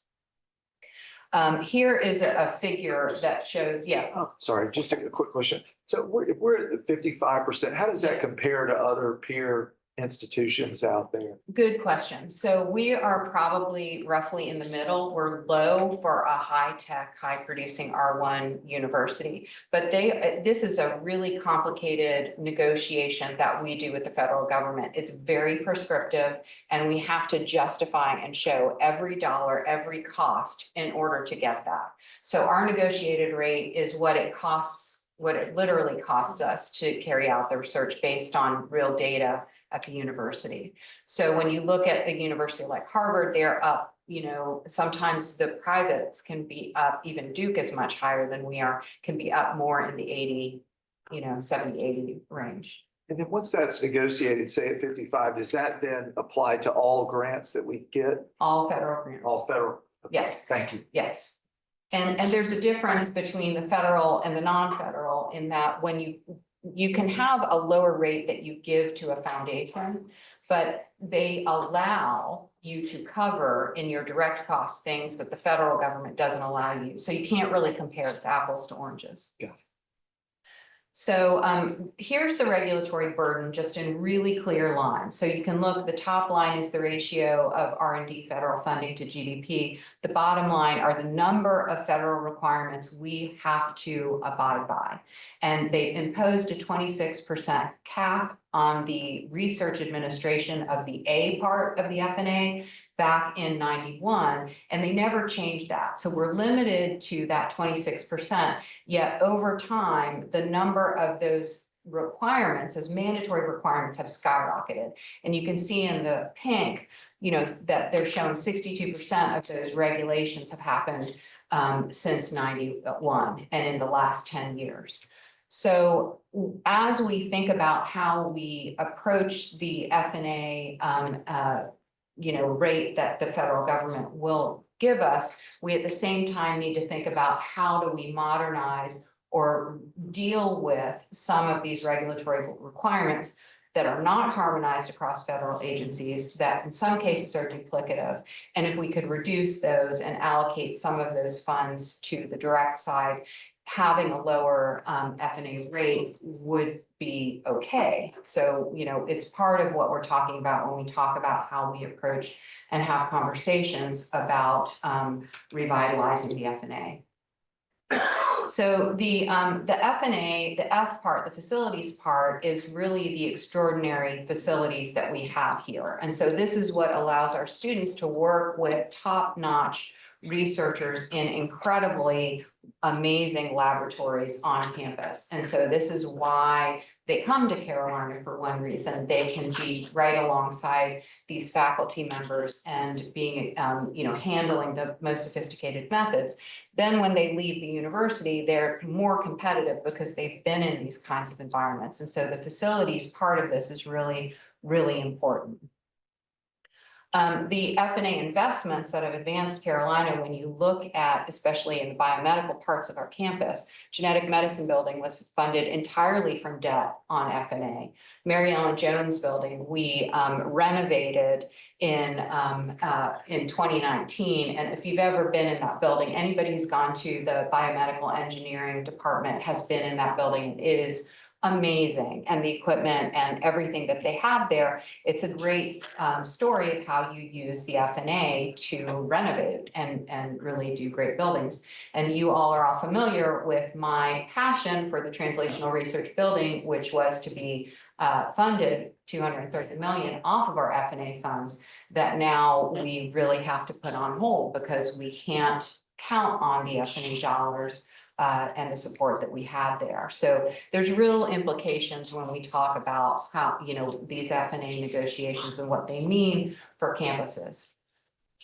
So when we also slow down the research through funding or, some of the barriers that we've had, it affects the people in North Carolina who are employed on those grants, the payroll. It's a big hit to the economic landscape of the state. We also have over 6,000 participants in clinical trials, and 1,000 of those are in cancer trials. And so those folks are waiting for treatment that they've been so fortunate to get part on a cancer trial or any other number of trials. And now with those trials on hold, those patients don't get that treatment. And we don't get the information and the data from that research to help inform the treatment of disease in general. And we have over 2,400 research projects that directly affect North Carolina citizens, and then all of our students and undergraduate students. So when you hear from Dr. Stringer, when we toured Dr. Stringer's, the chancellor and I toured Dr. Stringer's lab, we were walking around in his lab and there's Carolina, every kid in there, I think not planned, was wearing a Carolina shirt or had Carolina stuff from, they're all our graduates who have gone through, had amazing training, they're doing this incredible work, and then they're, going out. So this is, has impact on them as well. So what have we been doing? To give you a sense of what we've been doing, one thing we've been doing is communicating with our campus, because it's really, I think it's really important. And we've taken at Carolina a different approach than many of our peers, where we are really transparent with what's going on. We're interpreting the news, and we are holding office hours, open office hours, where we take questions from researchers and students about these impacts in a way that's very open to all of our community. So we've had over 6 of these office hour sessions. We do these in concert with Federal Affairs, with Kelly Dockham, who you've heard from. We've got operations folks, we've got some of our lawyers on there. And so we're able to address this in a pretty holistic way. And we've had 6 of these, and we have had a combined attendance of over 6,000 of our community on these. We have a website that I'll leave you with on the last slide that is updating where we are with some of the executive orders that affect us. We have an email that we have one-on-one consultations with faculty about research projects. And we have timely campus email messages every time there's an update. So including when the F&A originally broke Friday, like at 5:15, we had a message. I don't know what time that came out. What time? Saturday morning. Saturday morning. We reviewed, we went over that, we reviewed it, crowdsourced it, got it cleared by Central Comms, got it out Saturday morning. We've also been engaging with the national conversation. So We are working, thinking very strategically about this. How do we become more efficient and nimble? How do we rebalance our research priorities? We've been talking to members of the North Carolina delegation. You can see me there bringing the Belichick ball with Kelly Dockham when we were on the Hill. Talking about this, telling them the same kinds of things I just told you about FNA and its impacts, and helping them think about, what they're going to say when they're in meetings to talk about these issues. We've had state outreach to lawmakers in Raleigh. We're joining advocacy with member associations. We are anticipating many different avenues that might come our way in terms of, how we position ourselves. We're partnering closely with finance and operations on the impact and scenario planning relative to revenue and expenses. And so you'll hear from Vice Chancellor Knuffman in a bit about some of that work. We're really having a lot of constructive dialogue with partners, with other universities, and we're responsive to multiple media requests that we receive every day.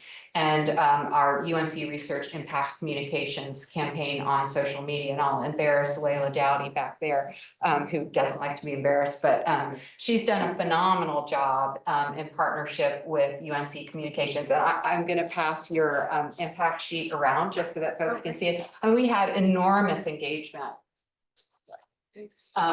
So, I think we're also, appearing out in front as a leader and thinking in partnership with folks on the Hill.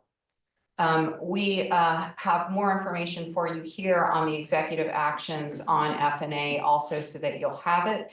And we're happy to engage, happy to listen to any ideas you have, and we're happy to arm you with information for conversations that you might have. So thank you. Did you have a question, Preston? I did. Mhm. Going back to your graph, I think you said it was a pink box. Mhm. I recall 62% increase in compliance regulations that you categorized as maybe unreasonable, duplicative. How can we help you with that? Thank you. We are working with a group of folks from other public universities and other universities to put forward a proposal that will help identify how we can reduce those kinds of duplications and how we can put forward some harmonization. So, I think there's good messages to put forward about, yes, we do need to look at how to approach this in a new way, and that we're eager partners and, really happy to Well, that's work. super important because the audience you're talking to, I think would appreciate trying to have regulatory reform measures. And if in fact these are onerous and duplicative and unnecessary and don't really go to accountability, then they should be willing to reduce those. And then secondly, I hope that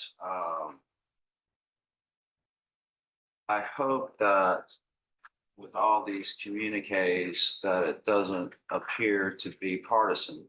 It's not. Because I think any reasonable person can see waste, fraud, abuse, and corruption in USAID and others that are complete waste of taxpayer dollars and don't help the United States of America at all. And so,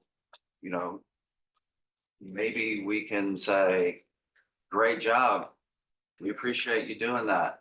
We'll take that $800 million, and instead of we want more, you're cutting, it's terrible. Say, well, you did cut a lot of good things. Maybe we can shuffle that money to a place that it's really going to go to cancer patients.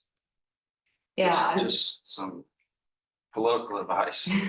Well, research is a non-political issue. And so I know that, but I also, I'll just leave it at that. And Penny, can I say real fast, Yeah. just the trustee Valentine, all for that. The conversations that we've been having with our delegation in DC, they've been really productive, very sympathetic, understanding the process here. I think what has also been eye-opening is that of the indirects that we have listed there, 80% of the indirects, the costs to do the administrative, that goes just to comply with the federal government's regulations. And so that's where, we're having a lot of traction, a lot of great discussion with our folks on Capitol That's why I Hill raised the that want to question. help us Yeah. with that. I So, mean, yeah. that should be a no-brainer.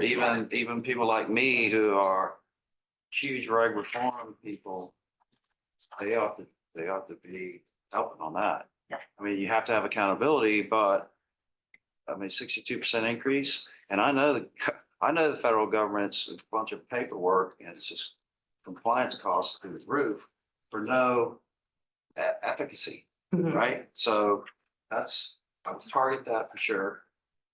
But please take heed of my political commentary too. It's helpful. We have had really productive conversations. And I think it is important also to note that because of Vice Chancellor Knopfman's really incredible work with the budget and the transparency in the budget, that we're one of the only universities that can actually open our books and say, here is how we spend F&A dollars. So we can actually track all of our dollars in a way that is a black box for other universities. And that's incredibly helpful too, because when you talk about transparency and accountability and where those dollars are going, when they have to go to the regulatory burden and they're really not supporting the, other things, they're really very heavily focused on research.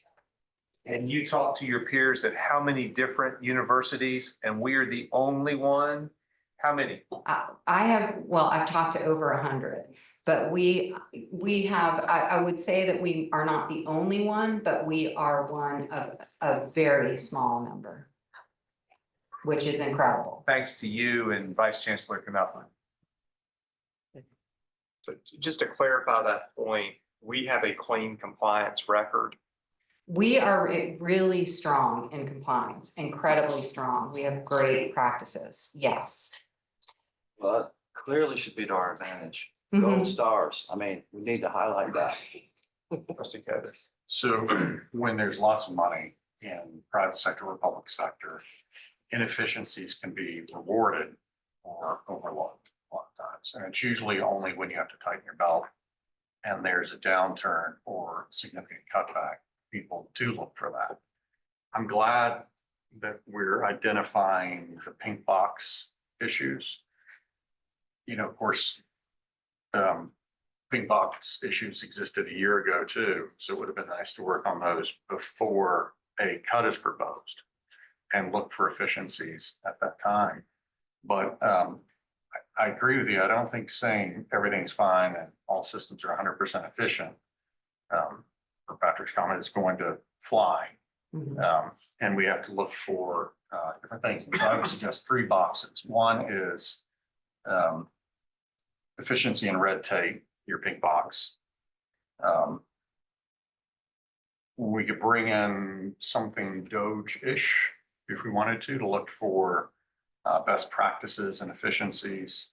But I think reg reform at the state and federal level, we don't just look at federal part of that, we look at the state level and any other regulatory efficiencies, including accreditation, which if you start thinking about red tape, that the accreditation process involves and all folks included, it's a significant number, especially for academic units.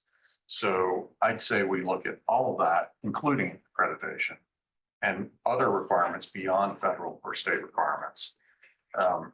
Second, when in a business, whether it's here or in the private sector, you have to prioritize spending. And so prioritizing spending, not all research is equal. There's different return on investment for different investments. And so I think it is useful to say, here's our top performing research investment, and here's our bottom performing research investment in order to effectively cut and reinvest in higher ROI programs. So I think a ranking of those dollars and investments is key. And ranking, including prioritizing research that benefits North Carolinians, because we have a constitutional duty to provide the benefits of the university to the people of the state. So when we're ranking research and investments, what benefits North Carolinians versus, let's say, what benefits someone in another country that may not benefit North Carolinians. And then alternate funding options, including philanthropy or capital funding by the federal government for certain research buildings. And then making sure we restore the trust of all Americans. And I think part of that is making sure we're not an ivory tower and that money is not being diverted and used for other purposes, and maybe some divisive research issues as well. So those would be kind of my main thoughts on how we can work to solve this. Thank you. We are in the fortunate position of having just gone through the research roadmap, strategic research roadmap priorities. So we've got a great set of research priorities that take some of the things that you've mentioned into account. So we have a great starting place. Trustee Blaine? I think your points, trustee Valentine, are all excellent. I think I want to applaud you for, I think the explainer most of us have seen is just flat out factual, no editorializing. It's been very useful to me in helping to explain to people what we do. I think your acknowledgement that we can find efficiencies. I think I just want to applaud you for the way you're approaching it. And I think in a very tricky political environment, you've handled it with aplomb. I just want to tell you publicly what a nice job you've done on that. Thank you. Appreciate it. Any other comments, questions? Seeing none. Dr. Stringer? We have.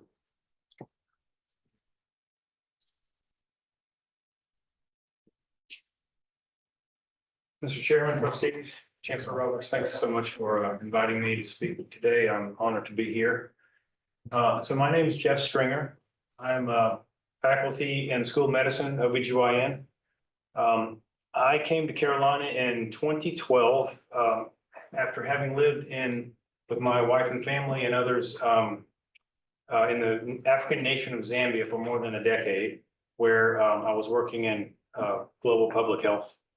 And when my wife and I decided to come back to the States, we had a very large and tremendously well-funded operation going on in Zambia that was doing research and other kinds of work in public health.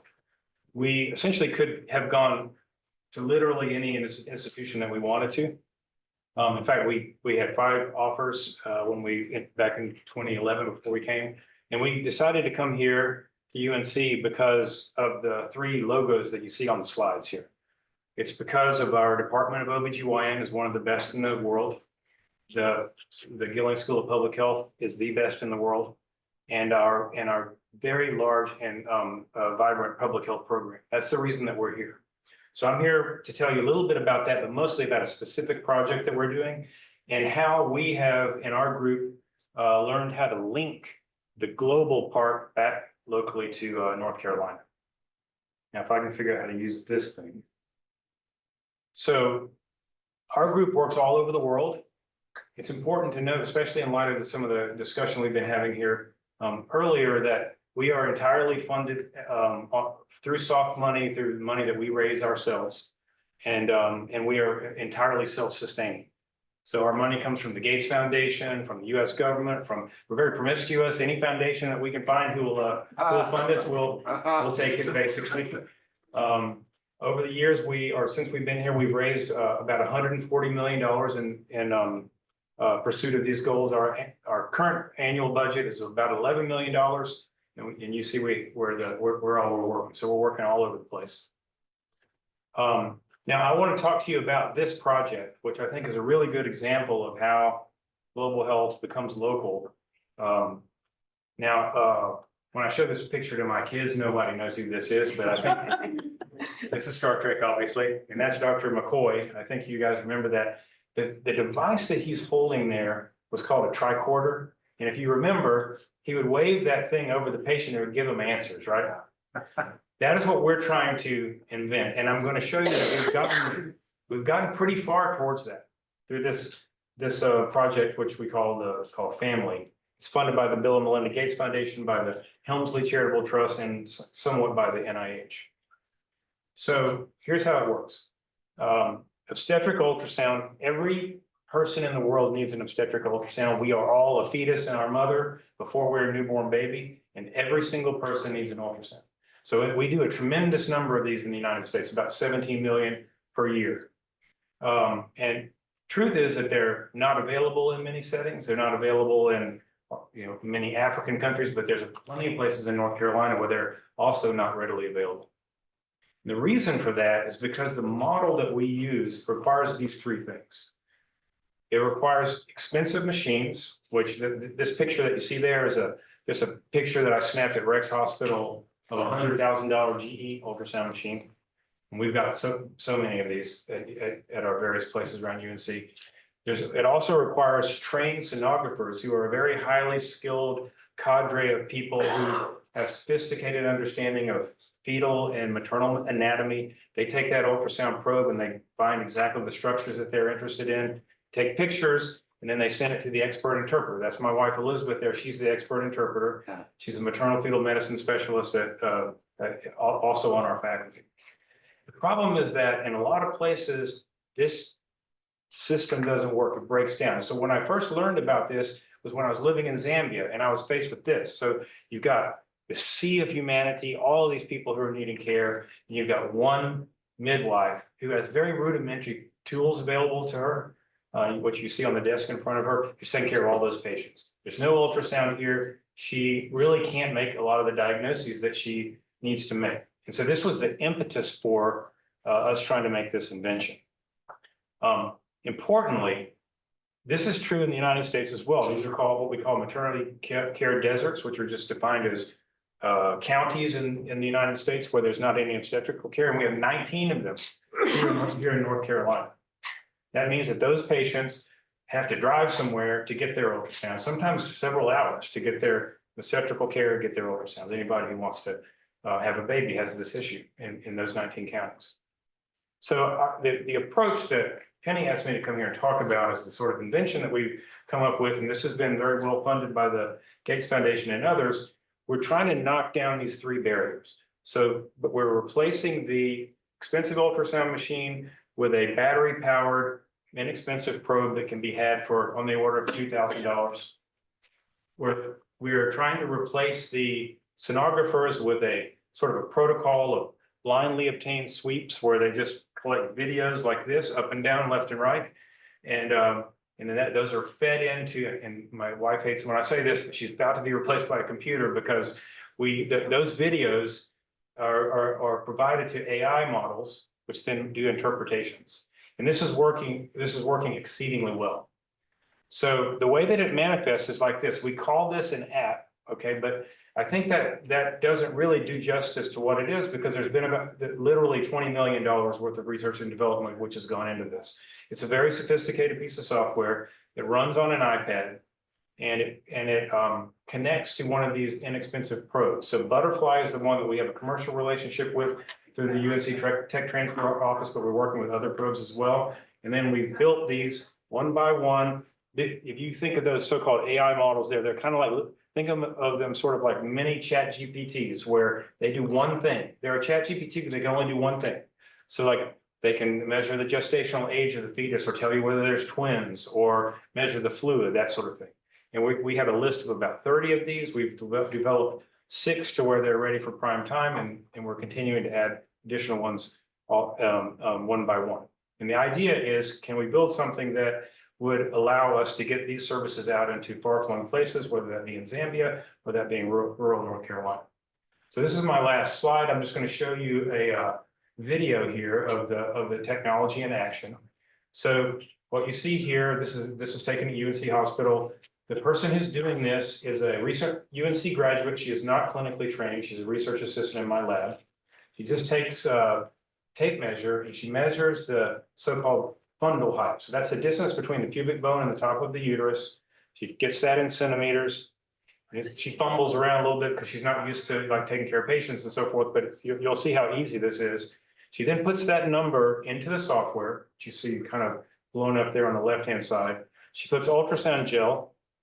And then she just follows the instructions that you see here in the cartoons or the animation. There's a series of these sweeps that are done. She just follows that. So each one of these are 10-second videos. They go first up and down. And it'll speed up here in a second just to save a little bit of time. But what you're seeing is the videos are being fed into the iPad, which has AI models running. And in real time, it's doing interpretations of those videos.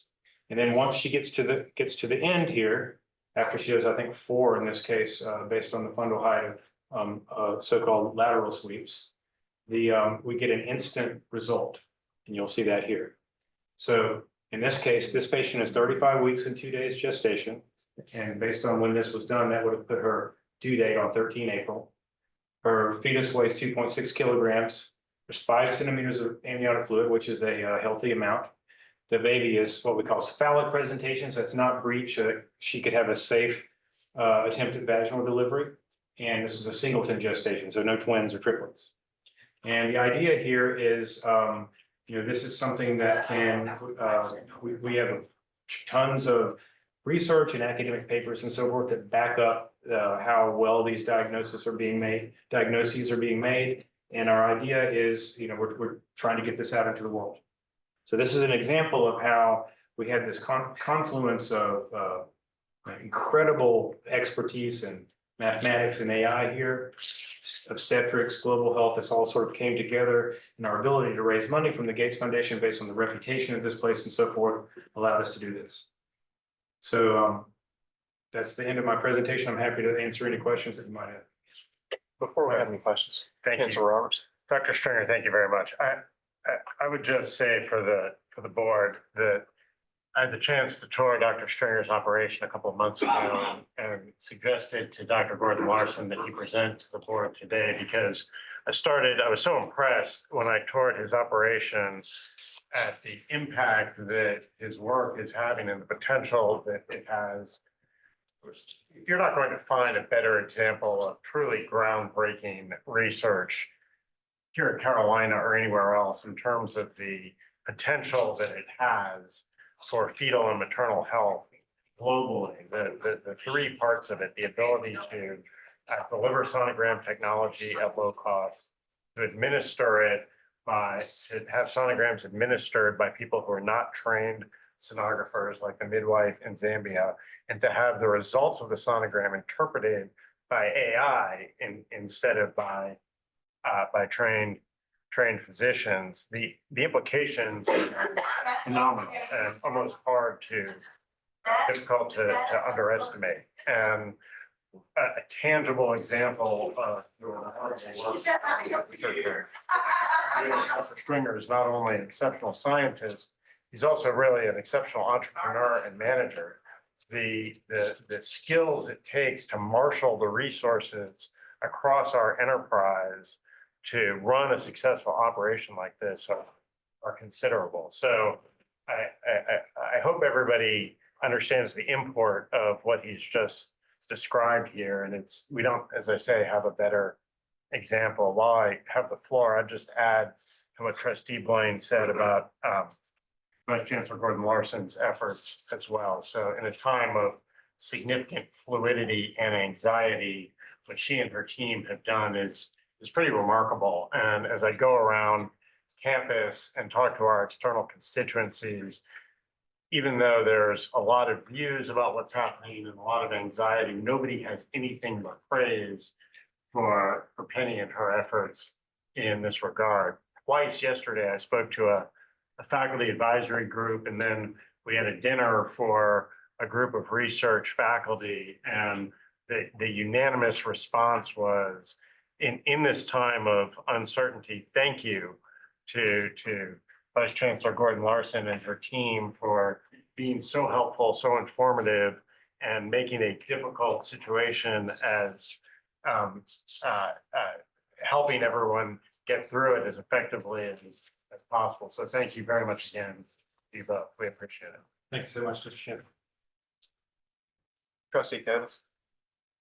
Amazing work. And I'm wondering how how does the university support taking your work and then translating that to other areas of the university or other programs or other parts of the med school where it could have another type of impact? So same concept, your same ideas, your same work, but then translating that to another potential use.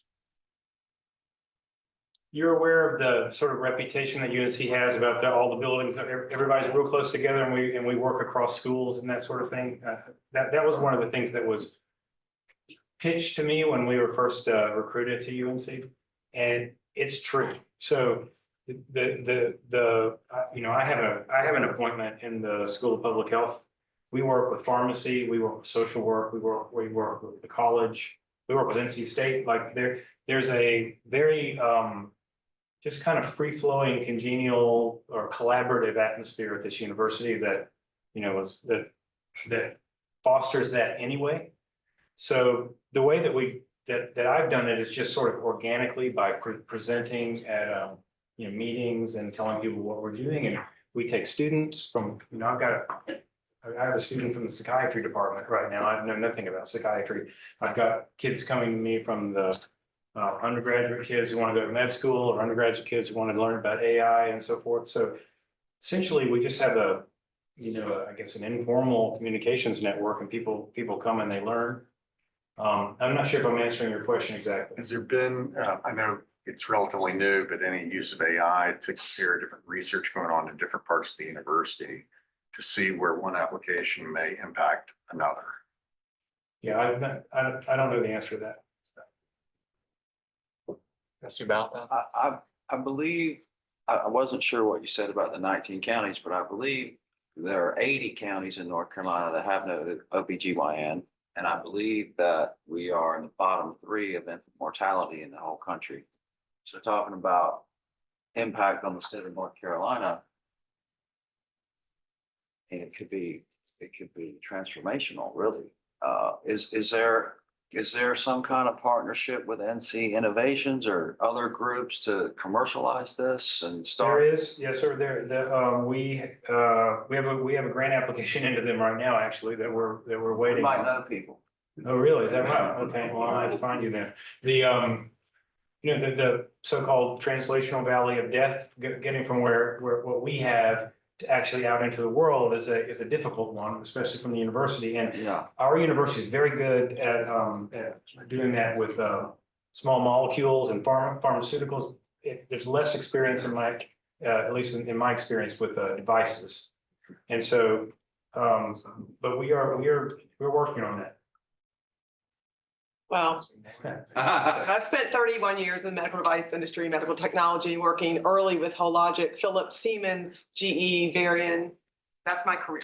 And I've birthed 4 babies. So I echo the chancellor's comments on how excited this is. I have a couple questions and then I'll follow up with you offline. Are we FDA cleared?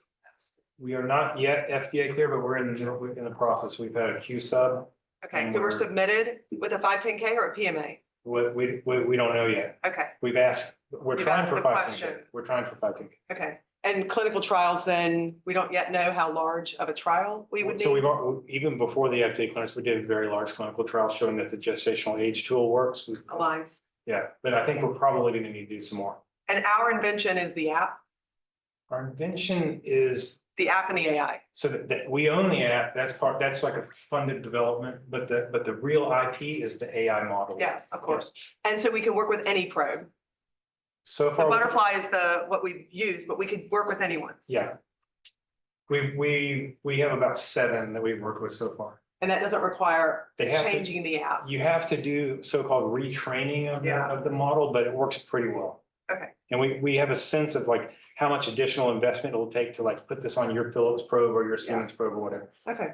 I've just volunteered with Jeff Warren and others, and I'd like to volunteer for you to help you think about partnership opportunities, acquisition opportunities, and other things that could help you think about your path.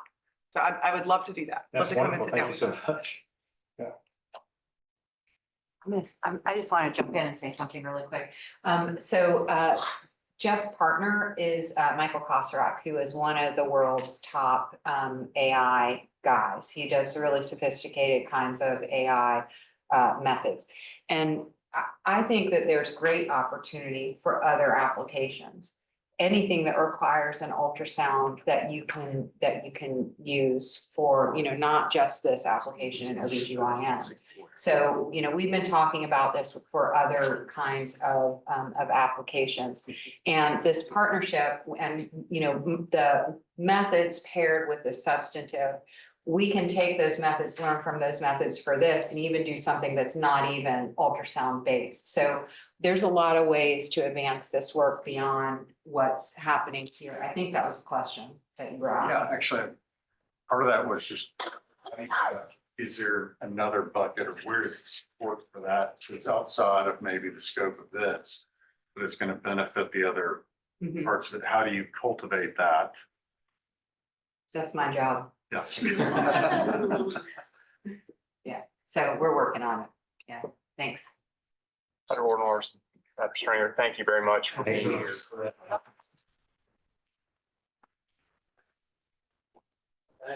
That concludes our open session items. I'll now entertain a motion to go into closed session. Mr. Chairman, I move the University Affairs Committee go into closed session pursuant to North Carolina General Statute, section 143-318-11A. One, to prevent the disclosure of privileged or confidential information, also pursuant to section 143-318-11A3, A5, and A6. That's second. Sorry, second is my job. Any discussion? All in favor, say aye. Any opposed? I didn't hear any ayes.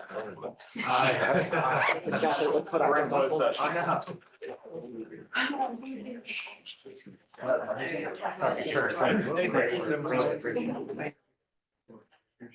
Thank you. Yeah, thank you, appreciate it. Thanks. As Chair of the committee, I must remind all members of their duty under the State Government Ethics Act to avoid conflicts of interest and appearances of conflict of interest.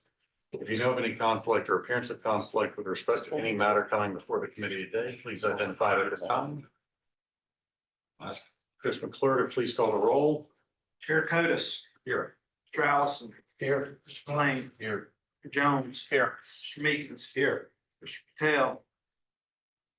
Mr. Pryor. Here. Mr. Turner. Here. Mrs. White. Here. Chairman, you have a quorum. First item of business is to review and approve the open session minutes of January 22nd meeting. Do I hear a motion to approve the open session minutes? So moved. Second. Second. All those in favor, please say aye. Aye. Any opposed? Motion carried. The next item of business this afternoon is to review and approve the university's all funds, but actually, I think we can probably take the designer selection and without objection, we could approve the designer selection. Is there any concern about that? Everybody's had the materials, had a chance to review it. Okay. Can I get a motion to approve the request for designer selection? So moved. Second. Okay, all those in favor, please say aye. Aye. Any opposed? Okay, motion carries. Now, our next item of business is to review and approve the university's all funds budget. Vice Chancellor Knopfman is here to present this item. Good afternoon. It's great to be with you this afternoon. It is my pleasure to present the university's all funds budget for approval per system policy. You all are familiar at this point with the process and the timelines and the stats on how we got here. We've been providing updates. I want to jump right into it. So you really can't talk about budget at the university and fiscal management right now without talking about what's happening externally. You've heard a lot you heard an update from Kelly earlier and Penny just on a lot of the level of just uncertainty and risk at the federal level. I do think that's even, it's spilled over. Moody's just revised their outlook for the higher ed sector and revised that to negative. So it's even in light of all those risk factors as well. So we've talked a lot about the federal side. We haven't talked as much about the state. I think obviously the focus very much on the western part of the state reserves. The availability for recurring funds, they're always limited. They're particularly limited this year. And when you take an outlook over the next several years, revenue looks very flat. So again, the state funding environment looks like that. And then at the university level, again, more uncertainty there. our sister institutions within the system, enrollment challenges. At the system level, we're having some challenge just even getting dollars in for our performance funding pool at the system level, and we're certainly stressing fiscal responsibility and transparency there as a system. So what does that mean for us? What has been our approach in response? Very much a focus on cost control. We are accelerating plans to implement administrative efficiency on the campus and looking at strategic reductions. We believe we can deliver our mission more efficiently. The chancellor just issued a memo to senior leadership last week to this effect. And so we are moving in that direction quickly. A big focus is and it should be on hiring. That's the biggest cost center we have in terms of our budget when you look at that. And so much more scrutiny and review of new hiring and personnel actions, especially the more expensive ones, looking at various models on personnel. In terms of research assumptions and F&A assumptions, we started our budget process back in the fall before some of this uncertainty hit. We have since moved all of that down and flattened out any expectation for any kind of growth on that side. So we've adjusted those, and you'll see, and we'll get into this in more detail in a minute.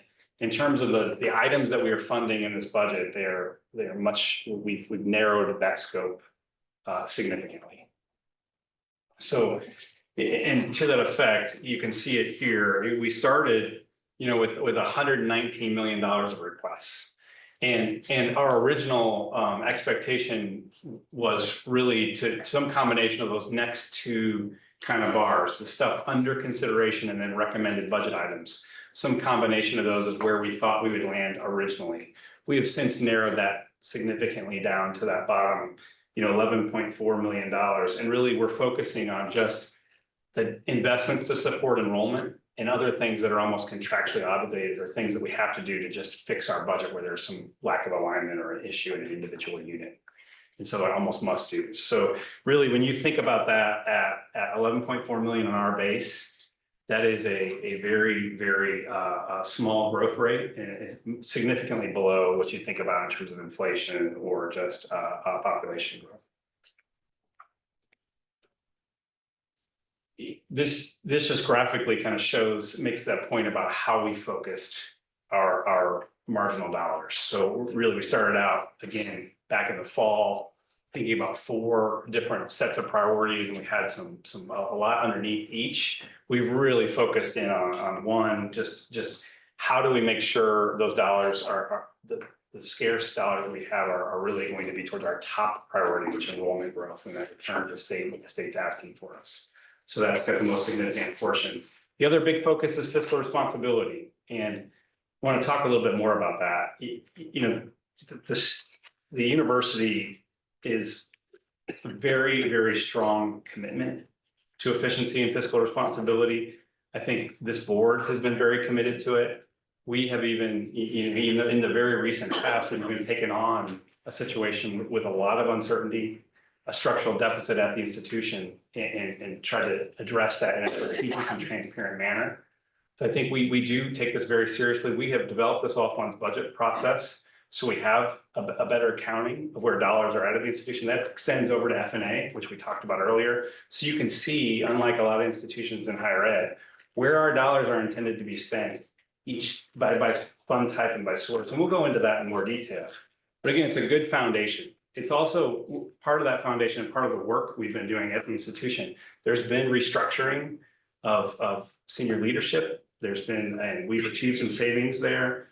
We were proactive this past year, even on the revenue side. So if you think about the impact or the challenge we're facing, we were proactive in terms of a larger increase on non-resident tuition, also growth, the idea of growing the size we are. So again, both of those will help on the revenue side. We've invested in some modeling to really be able to get at this while we think about, even with these challenges, we still want to move the institution forward, but do it in a fiscally responsible way and make sure we can model and see what that looks like and make sure we're doing that responsibly. And then lastly, I mentioned the accelerating our work on efficiency, and we will continue to do that. So on that point, so again, I think a really solid foundation and a commitment to fiscal responsibility, but we know we can do better. We know there are areas where we can improve and continue to operate even more efficiently. Here, we're just looking at how UNC compares to our peers in levels of centralization. And you can see it by different functional areas. And if you go all the way to the right, you'll see in total, we're actually more centralized than our peers. That's really driven by the facilities operation and disproportionately driven by that area. If you go beneath that and you look at individual areas, I think you'll see finance, HR, and IT really stand out in terms of areas where we are more decentralized than our peers. And again, this is just in peers, but it certainly stands out to us as an area just for increased focus and attention moving forward. Going deeper on that, just looking at where we've had growth in employees. This is some information that the Board of Governors just looked at this past meeting. So each a 5-year trend in categories. So this is fall 19 to fall 24, broken up by different categories of full-time employees. And you'll see really overall 11% growth in FTE at the university, which is roughly in line with our enrollment and degree growth. The faculty in line. So you see we've had some conversation around faculty growth, and you see the tenure faculty actually down over that time period, and most of that growth being in the non-tenured faculty. You see also the areas that stand out to some degree, I think, academic administration up a little bit, although the number of employees is pretty small there. Research and then administrative staff both up pretty sizably, 35% increase in research. Of course, our research awards are up 28% or so. So you see that, but on the admin staff side, you do see about a 20% increase or an add of 440 employees. That's just the numbers. If you look at the dollars, you can see again, we're looking at the same categories of employees, same time frame. And now we've just converted over to dollars. You'll see higher percentage changes. You'd expect that because we're looking at salary as opposed to just a number increase over that time period. I think it's also important to note when you're looking at those percentage changes, there were sizable legislative increases during that 5-year time period. So I think 7 or 8% in salary increases. We've had 7 in the last 2 years. I think over that time period total, it's something like 10% or so of increase over that time period. Excuse me. Again, you'll see on the admin staff and on the research staff, again, the percentages being larger than the others. So a little bit more on HR, just as we're taking a little deeper dive on just what's happening in our human resources. This has been a big area of focus. Thank you. I might get a little drink.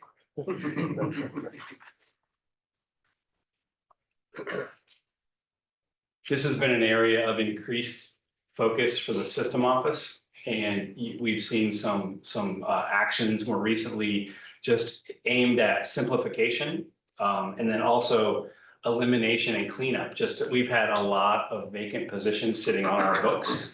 That was across the whole system. We had a lot at UNC-Chapel Hill that have been really eliminated and cleaned up. So there's been some improvement on the HR side, and then just one additional piece of context when we're thinking about just staffing here. Here we're looking at staff turnover rates within the system, and then UNC-Chapel Hill data you can see kind of cited off to the right in those boxes.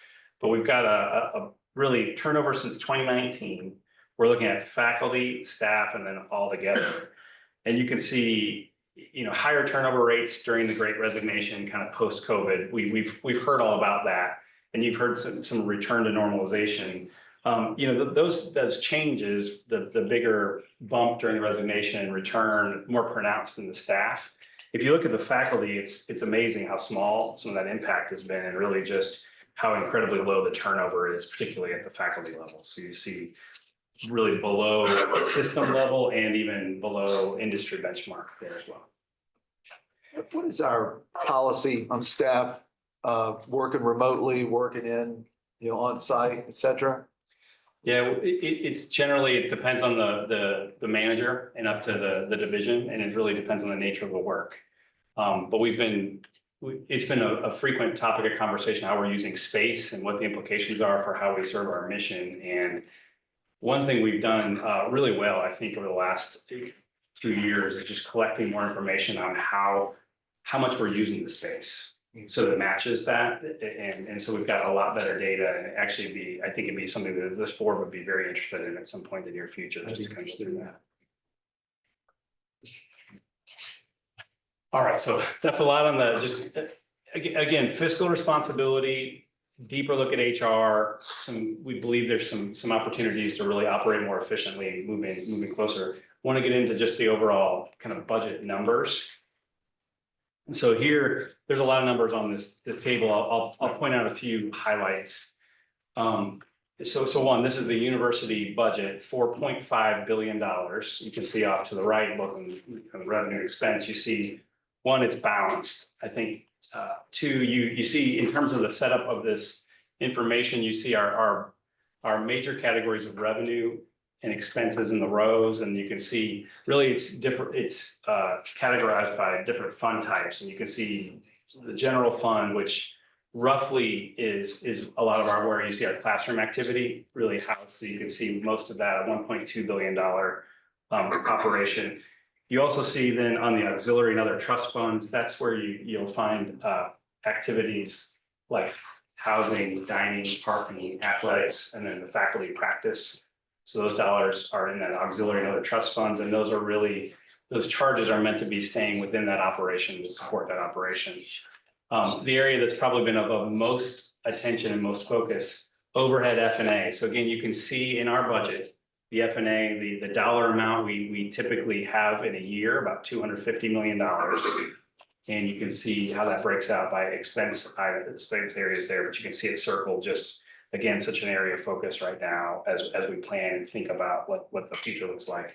And then the restricted trust fund, that's really where you see, again, a lot of the direct, so those research dollars and the donor funds flow into that. So those are primarily those areas.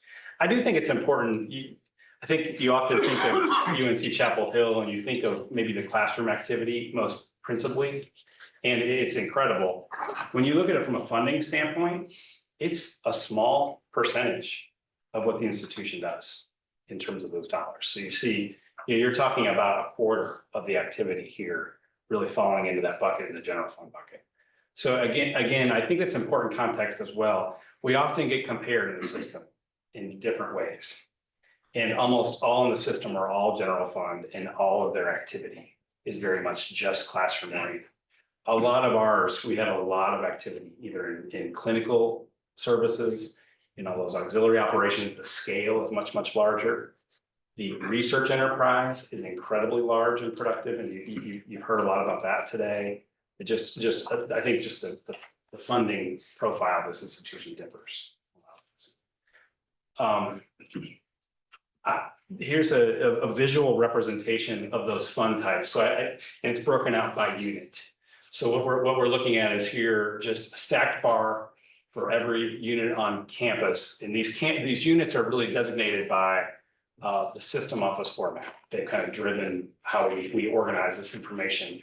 But you can see the fund type, general fund, F&A, you can see the auxiliary amount, and then you can see how much is in the restricted trust fund. And so I think it's worth noting, particularly in light of the conversation today, you can quickly kind of see, if you look at that red teal, the red piece and the teal piece really correlates with that research amount. So you can see almost the relative risk in the funding mix of an individual unit, how dependent they are on those dollars or what those look like. You can see certainly the School of Medicine has its own axis over there to the left, some bigger dollars in play. Arts and Sciences, fairly large. School of Public Health, in terms of percentage, also stands out there, and then research.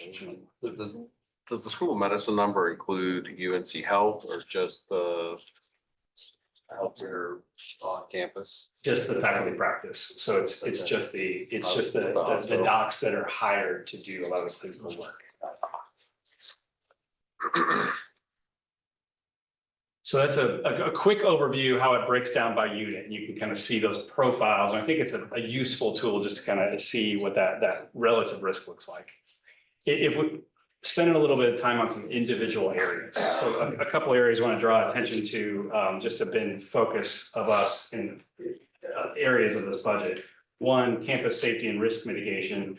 We are moving forward on some records management system upgrade and building out and completing the vehicle take-home program as part of this budget. So that's again, moving forward on a couple of things. And really, those actions build on what I think has been a big commitment to just bolster campus safety. We've had a lot of conversation about license plate readers, and they've already proven to be helpful in one incident on campus.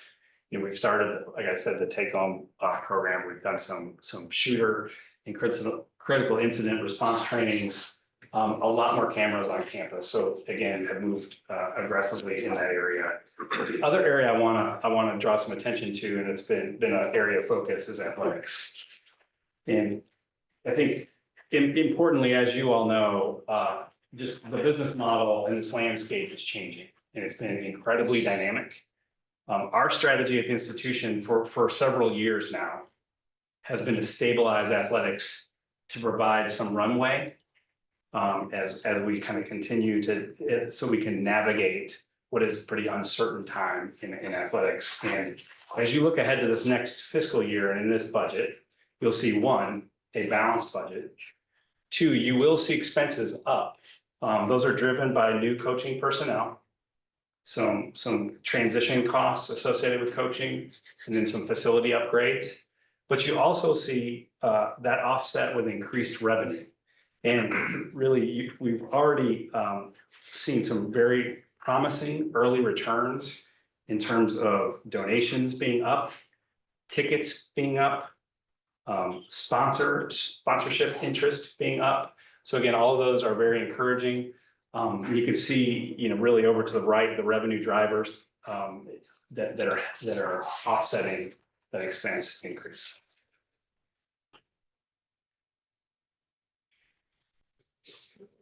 I want to conclude with just revisiting what the system office has asked boards of trustees to be mindful of through this process. And I like to just go ahead and put those questions out there so we all talk about it together. And I think it's important to make sure that we feel good about our answers here.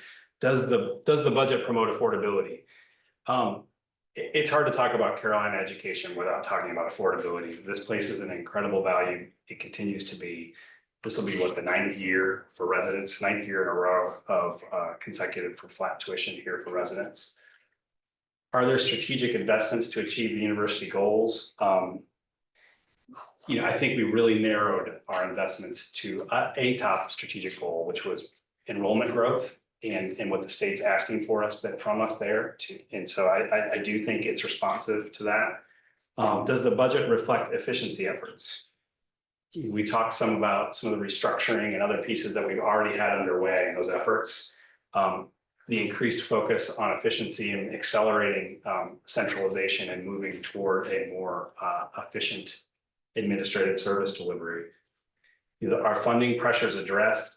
You know, when I think of funding pressures, I think of the enrollment growth, those pieces, and certainly that's a pressure on the institution, and we've tried to really be really proactive about what that would look like in terms of investment at the institution to make sure we're addressing those. The other big, you know, I think pressure is more this uncertainty, right? And we've talked a lot about how we're planning and trying to be thoughtful and being prepared for what's going to come. And lastly, changes in fund balance, are they strategic? We reviewed each unit individually, and where you see a change in fund balance, we go through that and ensure it is strategic. There's a plan. It's either driven, for the most part, it's driven either by programmatically, or there's investments in capital, where you see, like in housing or parking, catching up on some deferred maintenance and spending into it. And with that, I'm happy to address any questions. So I just want to acknowledge Vice Chancellor Kaufman's and his team's work on this. It's been significant. In the last meeting, we asked for additional questions from trustees, received those, submitted those. Vice Chancellor Kaufman met with Chair Pryor, myself, and Trustee Flame, myself another time, going through a lot of those and answering them, trying to include them in the presentation. Chancellor's efforts on this have been substantial as well. So hopefully we addressed many of the questions that came up in the trustee questions, but other questions or comments? Trustee Blank. Vice Chancellor Knuckman. I think, I'm glad, in light of everything that, Vice Chancellor, Gordon Larson informed us about, what we've heard from the Federal Affairs, team. I think what we've all read, I think that you've taken some really prudent steps in terms of freezing construction projects, trying to lower our commitments going forward in the budget in light of, potential $100 million plus budget hit. My concern, though, is that this may not, what we've outlined here may not be adequate to address what I think most of us view as a likely reduction in federal funding in some shape or form that will occur during the next fiscal year. I think we saw Duke yesterday take some steps to begin to make some savings. I think Trustee Allison's point about examining return to work and whether or not there are potential savings there. I'd love to hear more about that. I don't know. You would, Chairman CODIS, at an upcoming meeting, if there's savings to be found there, I think that's great. Yeah, I think that's tied to the review we've done, space utilization and deciding the most effective way to move forward, whether it's co-working type space or dedicated space, and RTO concept for certain types. I think that's something that Chancellor's indicated he'd be willing to study along with the Vice Chancellor. I think that's a good potential option. I understand the reluctance to put in place just a blanket hiring freeze right now. But I think, the efforts to be careful about hiring are prudent. But I also think that in light of this, it would be advisable for us to sequester some funds and to try and find some savings and expenses in this budget now going forward. And I think that's what we ought to submit system office. I think if you're amenable, if the committee's amenable to it, if y'all are amenable to it, I'd recommend that we include a budget line item that is a sequestration of $50 million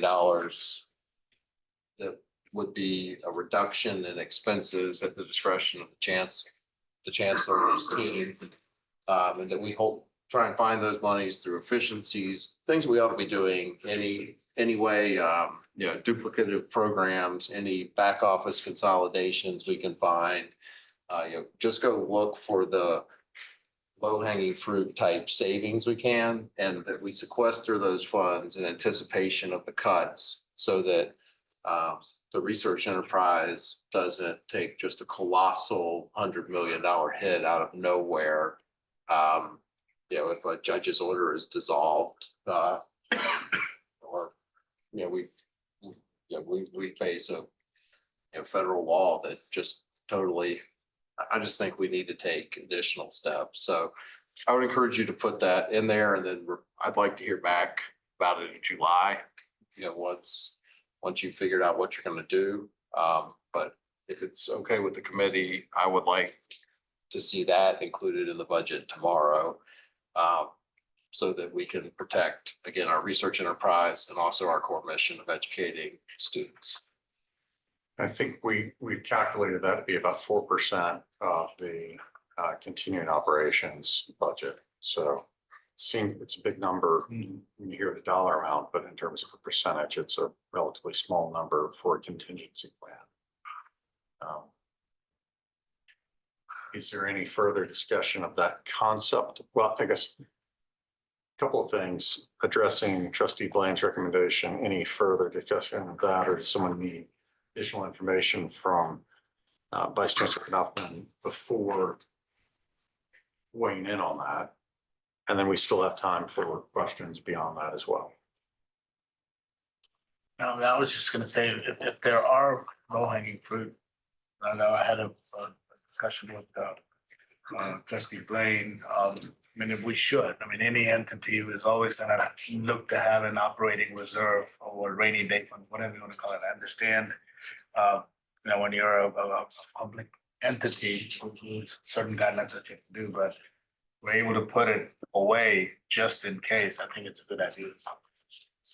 I mean, my hope is that it's not that big, and what we have then is we found some efficiencies and savings that will allow you all to dedicate, 15, $20 million to high priority, key growth areas. So I think I would be in support of this exercise regardless of the circumstances. I think that the circumstances necessitated. I think it's prudent as well.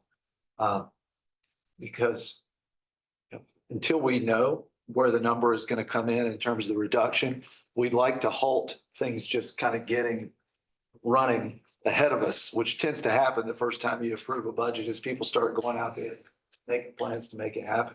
It'd be very instructive for us, I think, to see from sort of least painful to most painful where you'd have to go, up to that 50. And you probably have to think even, okay, what if it gets even deeper than that? Then what, recognizing if it gets more and more painful, we'd rather do it intentionally than just to be hit one time and have to, as I think trustee Blaine said, the worst thing we could do would be go take it all out of research.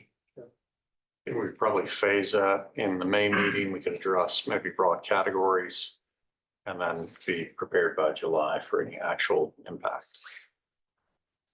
Other So is that a motion? commentary? I don't think it needs a motion. I would just ask that when you bring the presentation back tomorrow for the whole board's approval, that you include a line item that sequesters basically a $50 million reserve to offset potential federal cuts. And I'm perfectly fine with it being entirely at the discretion of the administration. And, trust y'all to go out and find the areas of efficiency that are available to us, and trust y'all to prioritize, I think, educating our kids, the students that are here, and conducting research. Timeline from a budget perspective. Do we vote on this? When does it go to COG? So this will not affect the budget that's being submitted to BOG. BOG budget will be the original one, other than noting that we want the flexibility for the chancellor to reallocate up to $50 million of funds on a flex cut, or if we lose that revenue. So again, this is different than last year when we had discussion about budget and we were making changes. This is, I believe, a flex contingency that Vice Chancellor Knopfman and the Chancellor would support and then include in the budget that's presented to the BOG in the upcoming meeting. Is that, I don't want to get out of my skis. Is that correct? Absolutely. Yeah, okay. That's right. And the timeline would be if this budget's approved by this body here tomorrow, then we'd be submitting to the system office and the Board of Governors for review in the May Board of Governors. Okay. So we'll incorporate that into the budget presentation, full board vote tomorrow. We'll have that as part of the budget we're approving right now with the consent of the administration. And then that will be part of what's presented to BOG in the next meeting. I have a slightly different slant on this, assuming that the chancellor and the vice chancellor are always looking for ways to be very efficient, that your entire process would have already factored in opportunities to save dollars. And maybe that's not true. And maybe this body making the decision that we appear to be ready to make gives you some standing to go back to your colleagues and be more difficult than maybe you would have been. So if that's the case, then that's fine. But I'm just wondering if this action, this contemplated action will hurt us in other ways. For instance, would the state of North Carolina have been interested in maybe filling the gap that the federal government might create, or would a private donor have been willing to fill that gap? Are there things that we're going to do that we're going to announce now that we're going to cut 50 versus, finding other ways to solve that problem, assuming that you've already done a very thoughtful job making sure we are skinny on things that we don't need. So I'm just asking that question. Yeah, I mean, it's a good question. I think, one, we are incredibly committed to fiscal responsibility. I think we've been we do look for ways to restructure. We have thought a lot about achieving savings where we can. But I say all that, I do think there's more we can do. I do think there is more we can do with on how we operate administratively. That timeline might be difficult to do to meet that, to really get really think about administrative service delivery. It may take a little longer runway. There's also other things we can think about what we do, whether we need to be doing them, whether it's core to our mission. And I think those are some tough conversations that we probably need to have. And so I do think there is some work to do. So I think there is some opportunity. Your point about with the legislature, I defer to several of you in the room probably have better insight into that than me. My observation to some degree is this might also help with in terms of just demonstrating that we understand the risk and that we are serious about management at the institution, and that may signal to the legislature that we see that, and that may actually help. But others in here may have a better insight into that. I think in general, we're being proactive, and we've already made certain adjustments that we can make without a lot of pain. And then we've got some other adjustments we have to make that are a little bit more painful that we don't want to pull the trigger on until we have a better sense of where we are. So I think that's the two-step. That's where he's already made the changes. They've already made the changes they can make with some reasonable amount of effort without disruption. And then the second part is maybe more disruption. And that might be the opportunity to say, we're going to need to cut this. So there's a runway for someone else to say, we need to find a philanthropic support for this instead, if it wants to remain. Just quick follow-up. Yes, please. I'm all for cost cutting. I love cost cutting. I want to say again loudly, as I did last year, I do not support the political statement of we haven't raised tuition in how many years? 9. I know we keep acting like that is such a great thing that we're doing. And I totally disagree, especially in light of what we're talking about, that we could raise tuition modestly in line with a cost of living increase and still be the most affordable public education in the country. I don't know any business that says we haven't raised prices in 9 years in a setting that includes the kind of cost increases that we are struggling with, and thinks that's a great thing. I think the cost of something reflects its value. I wish my good colleagues in Raleigh would consider normal, reasonable, low increases in tuition so we could support all the good things that these people need to do. And I think our priorities are wrong, and I wish we would stop wanting to make this claim because it somehow makes us feel better about ourselves. We can be all the things we claim, and we can reasonably and moderately increase tuition, including in-state. Thank you. So just to clarify, we do have a constitutional mandate. So I understand. Article 9, Section 9 says we'll provide the benefits of the university. As far as practicable. To the people of the state as far as practical. Yeah. And so that's why we've raised out-of-state tuition. I understand. We can do both though. I'm talking about modestly. We are already the lowest cost in the country by a mile. I mean, we looked at the comps last time. Trustee Valentine? I thought you. I just said free is not free, so. Yeah. $9,000. Other comments or questions? Karen? My understanding is with the state budget, I don't know that they have quite the wherewithal this year that they have in years past. So, especially with what's going on out west with the league. That's a fact. Just as it relates to the state budget, I think there's a general perception that university specifically and the government generally doesn't run efficiently. I think this is a statement that we're committed to running efficiently. And so hopefully, if we get to the point where we need money, we can say we've done everything we can possibly do. $50 million is a lot of money to set aside. And I think that will strengthen your hand in going and asking for more support. And it may ultimately make a case on the tuition front. Great. I also think this, as a matter of discipline, yes, this is an event that's encouraging this conversation, which I support. But also just as a matter of routine discipline, maybe this is where we lean into this decentralized finance structure. I've made this comment before where I believe every time budgets are submitted, we should also be asking if you had to cut X percent in an upcoming year, if we encounter an event, how would you do it? And have these teams, not that we're pulling a trigger, but the discipline and the routine that rainy days happen. And we're not reacting to a specific event, but becomes routine. Rainy day happens, how would you do it? I could say right now, if I had to reduce 5% in my budget where I work right now. And I could dial that up, dial that down, if circumstances warrant. I just think it's good discipline and as a matter of routine. That's a good suggestion. So do I hear a motion to approve the all funds budget with the caveat of if the administration is including that, we're approving the budget as amended by the administration, include the $50 million sequestered contingency funds. Is that fair? Okay, is there a motion? I'm the second guy. Motion. Second. Okay. All those in favor, please say aye. Aye. Any opposed? Motion carries. Okay, that concludes our business for today. Without objection, we will stand adjourned.